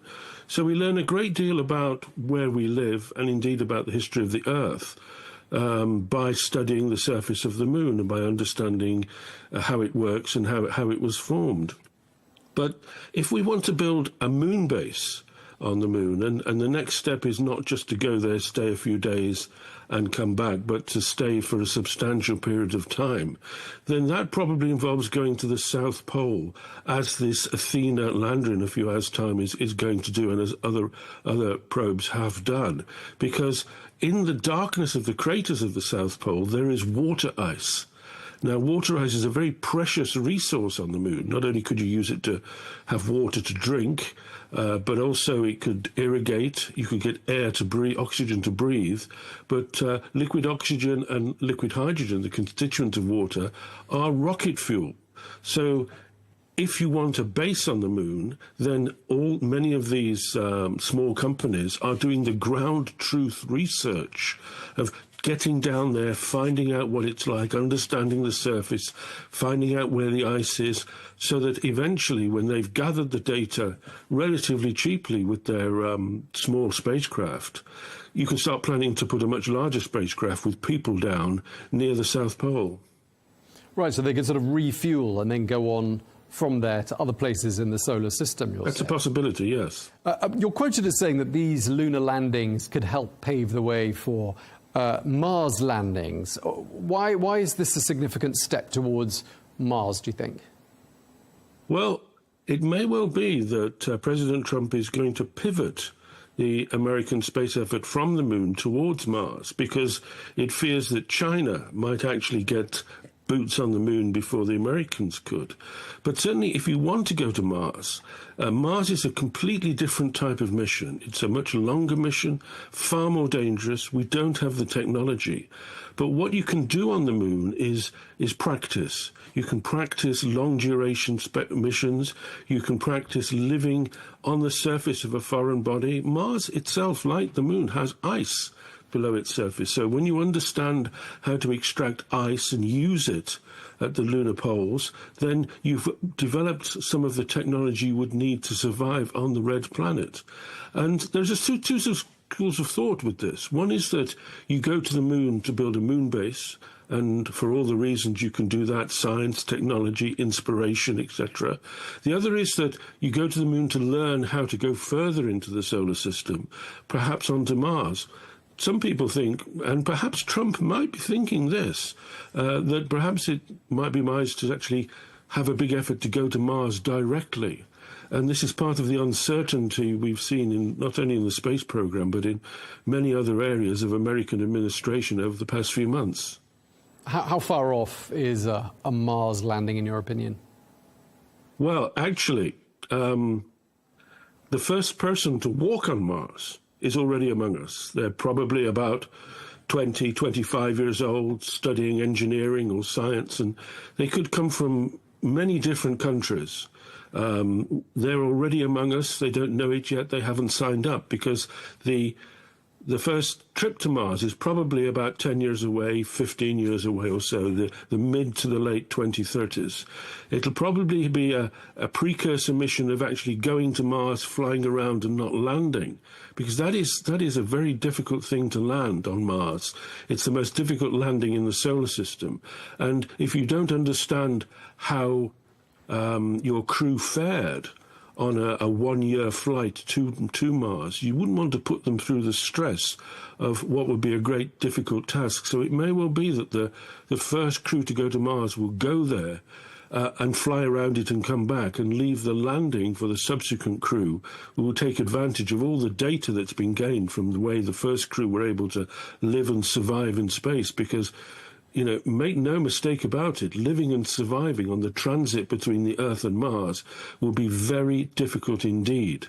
We don't know how to do it. We don't know how the human body responds over such long periods, and we'd have to work out the technology to protect them from the hazards of, say, solar radiation. So Mars is a fascinating new world. It's a completely different world from the Moon. The Moon is airless and dry, but Mars is the first new world of the cosmos.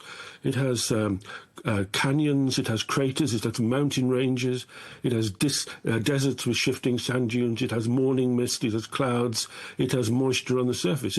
It's a much more active, recognizable, colourful world than the Moon. It's just so much further away and so much more difficult to get to. And we were saying in the introduction that lots of countries are all of a sudden interested in the Moon. I mean, obviously, there have been historically lots of other countries apart from the US interested in space travel generally. I mean, obviously, if all the countries got together and collaborated and joined forces, I mean, humankind would go much further in its quest to explore the universe. Do you think that's likely, or do you think this is going to remain quite a protected, nationalistic pursuit, exploring space? Well, despite the intensive collaboration that takes place in space, the European Space Agency, NASA and everything else, yes, the Moon is a very special kind of prize. The Americans knew that in the 1960s when they were racing the Soviets to the Moon, and they won. And they turned their back on it, if you like, and they've had various half-hearted starts to return.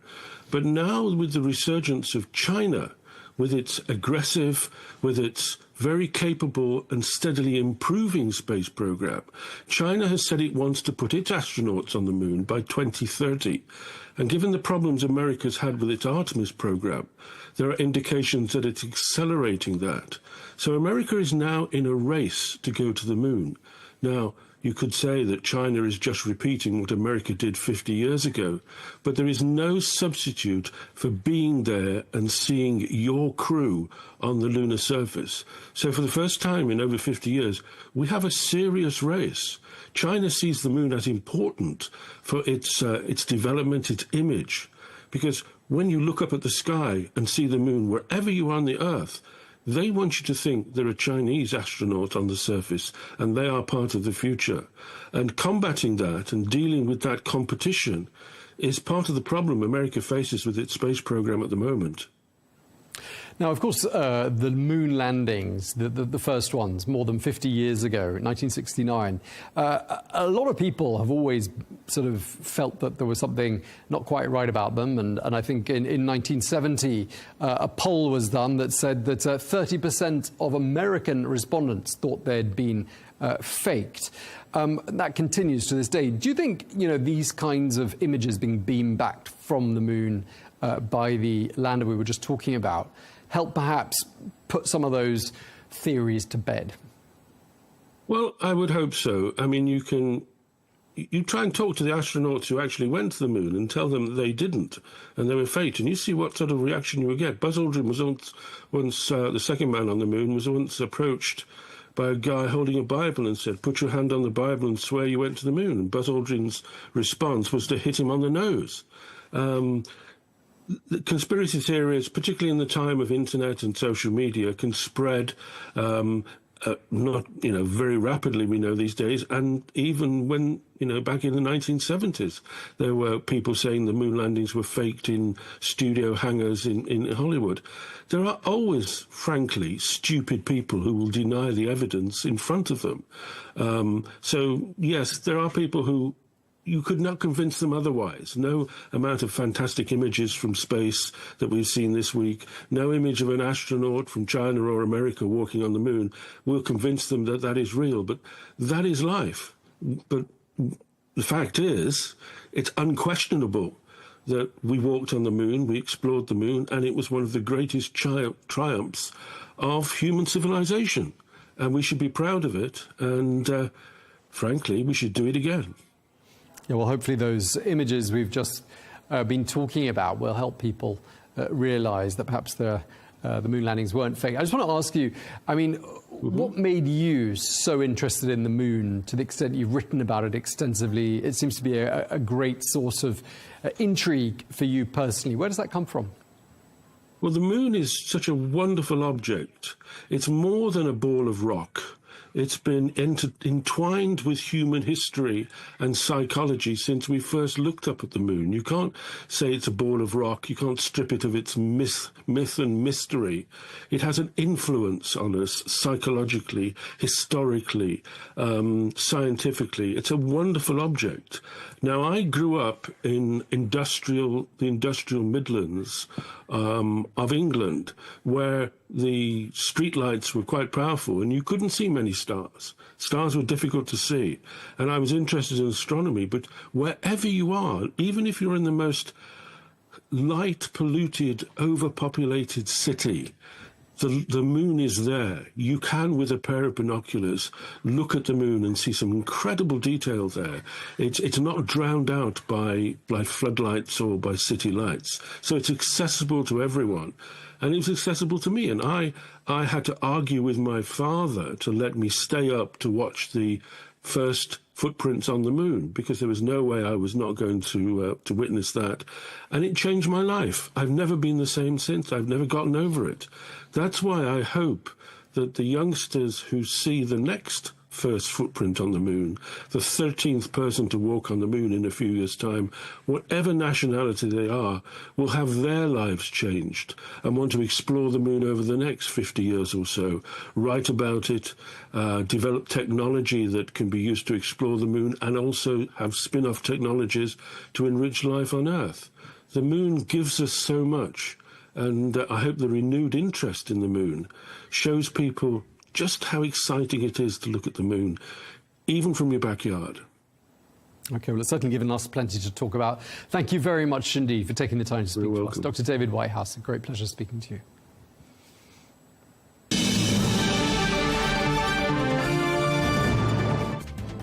Well, that is all we have time for on this special edition of Global News Today. Thank you for watching. Be sure to join us again on Monday for more exclusive interviews. Until then, bye-bye.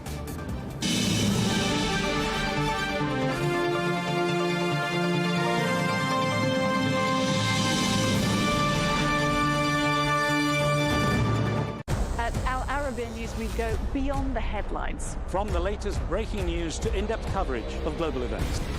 We're not bought or sold. Nobody owns us. The loss of life, the destruction of property. The conflicts are such a terrible thing. Context and analysis to help you see the full picture. The world is in a very dangerous place. Join us on Arabiya News. It's very impressive. Where knowledge meets perspective.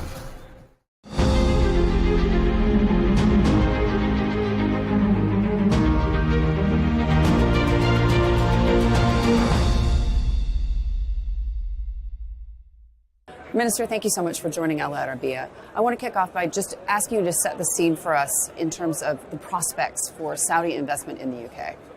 Yes, of course. My role Finance Minister for Investment is obviously to do everything that I can to sort of support investment in terms of the UK, but also UK into other nations, whether that's the Kingdom or otherwise.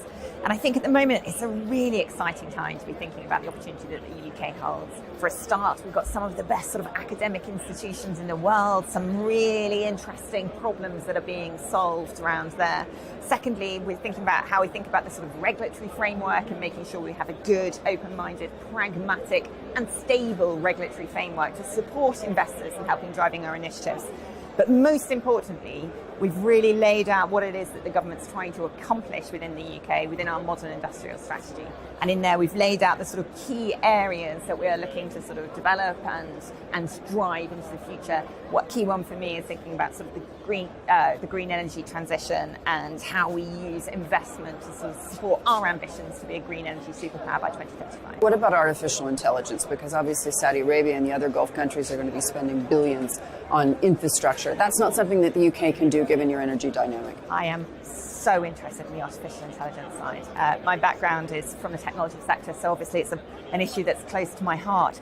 And I think success around artificial intelligence is twofold. So the first thing is really thinking about the infrastructure, and that's accessibility to data centers, making sure we're provisioning the energy that's needed to keep all of that data safe and secure, the connectivity, making sure that the latency is appropriate, making sure you've got the skills and expertise to create all of that fantastic AI. But the other aspect is how do we encourage adoption of these technologies, and how do we create a culture of innovation where using technology in day-to-day aspects is part of what it is to engage with government. And one of the things that I found really interesting in this particular trip is the appetite within the kingdom for people to use the technology on a day-to-day basis. And that's something that I've really paid attention to and thought, how do we encourage that kind of culture? And I think that's something that the government can really think about in terms of making the sort of technology-enabled services as well. So that's been a really interesting aspect in terms of it. Covering the kingdom, you see very often that they're ahead of the curve when it comes to adopting new technologies. And then, to your mind, how easily is that going to be done in the UK, given the fact that you have the highest energy costs, and at the same time, you have an infrastructure that doesn't necessarily enable that, plus regulation? Because the folks that I speak to on a regular basis say the UK is the last place that they want to open a business, and it's simply due to policies. I categorically disagree, and I would say the counter. I think when you think about the regulation... How can you disagree? All the millionaires left last year. But let me touch... And they're entrepreneurs, they don't want to do business in the UK. This is my day-to-day life. I spend my day with these AI entrepreneurs and I see them, and I think about the regulatory framework. We have got, if you think about data privacy, so GDPR, I've got the strongest regulations that make sure we keep our consumers and data safe. But regulation around AI is incredibly pragmatic, which means innovators are able to come in, they're able to use the latest technology, but know that... But I mean regulations on entrepreneurs specifically, and I'm talking about taxation. Taxation. Chasing them out of the country. We have got the best research and development tax incentives anywhere in the world. The UK R&D tax incentive is world class. And I think that is one of the reasons that we've seen so much of that capability coming out of the UK. We have the best academic institutions in the world. We have got some world-class R&D tax incentives. With regards to entrepreneurs, we've got EIS schemes to make sure those early innovators are rewarded for the risk that they take. The next challenge I think that we're spending a lot of time thinking about is how do we make sure that they get access not just to the seed capital, which we know they do. There's many, many billion-pound companies coming out of the UK. But how do we provide them the scale-up capital to take that to the next level and beyond? And that's the part that I'm really excited about. So essentially, we saw the Bank of England having your growth forecast for 2025. You're not doing well. What is the plan? Are you going to get Rachel Reeves fired? I mean, what is the next step for this government? Because we've heard a lot of announcements, but they haven't yet delivered. All departments within the UK government are singularly focused on growth and how we accomplish those growth ambitions. No one is satisfied with the level of economic growth that we've seen over the last decade. And we acknowledge and know that the next decade will require us to make sure we're delivering on that growth. We have set ambitious targets. We've got the industrial strategy where we've been really thoughtful about what are those key sectors that are going to be driving growth. And then we thought about what is the role between that public and private partnership to be able to bring together investment to achieve that. So on the public side, we've got the National Wealth Fund, so thinking about how do we use public money to sort of seed and catalyse those sort of emerging markets, but then how do we work with the private sector to create investment opportunities so that we can coalesce and bring that investment around those key objectives that we've laid out in the industrial strategy. You're here at a very historic time, the talks between the United States and Russia. There's a lot of concern in Europe that those folks aren't at the table. Keir Starmer, the Prime Minister, has said that we're going to have to spend a heck of a lot more on defense. Where is that money going to come from? I think this is why this sort of key aspiration around growth is such an important situation. We had the budget that came out last year, and that raised a lot of money for the government to be able to invest in those key sectors, whether that's the healthcare or in terms of increasing defence spend or indeed education. But more is yet to be done, which is why sort of really helping to support the government on its growth agenda is my role as a Minister for Investment, and one I feel very passionate about. So you coming from the private sector, you understand the need to show results. When are we going to see results from this government? I also know that coming from the private sector, these things are very, very difficult to predict. But I think it's about how do we translate this overwhelming desire and will to see growth, and how do we translate that into execution? We're already starting to see that in terms of thinking about the regulation, making sure they're aligned with growth. But then it's also the pragmatic day-to-day frustrations that get in the way that the government is really trying to clear out. In my role as the Minister for Investment, people are talking about things like access to the grid. They're worried about sort of planning regulations and getting planning approvals through. And that's why the government has made sure that we are introducing more planners, clearing the way to allow that investment to come in rather than having to go through long, timely delays that not only cost you in terms of timescales, but also in terms of money, because that money is sat dormant, unable to sort of execute and unable to support the growth. So I think we're really helping to make sure that we clear away those barriers. And finally, when you think about how you're going to invite investors into the UK, how do you deal with the pushback on the non-dom regulation? Because they say, why would I go? I think it's not what I see. So every day within That's what I hear from many people I speak to, investors, people who used to live in the UK and who got out immediately when this legislation came in. And I think understanding their reasons and the tax implications is something that the Chancellor is listening to, but ultimately innovation will be fostered by having the best academic institutions in the world, people out there solving those real problems, and then sourcing that investment behind that. I would love to see many, many, many more people that have generated that wealth coming into the UK and supporting that. Minister, thank you for joining us. It's been a real pleasure.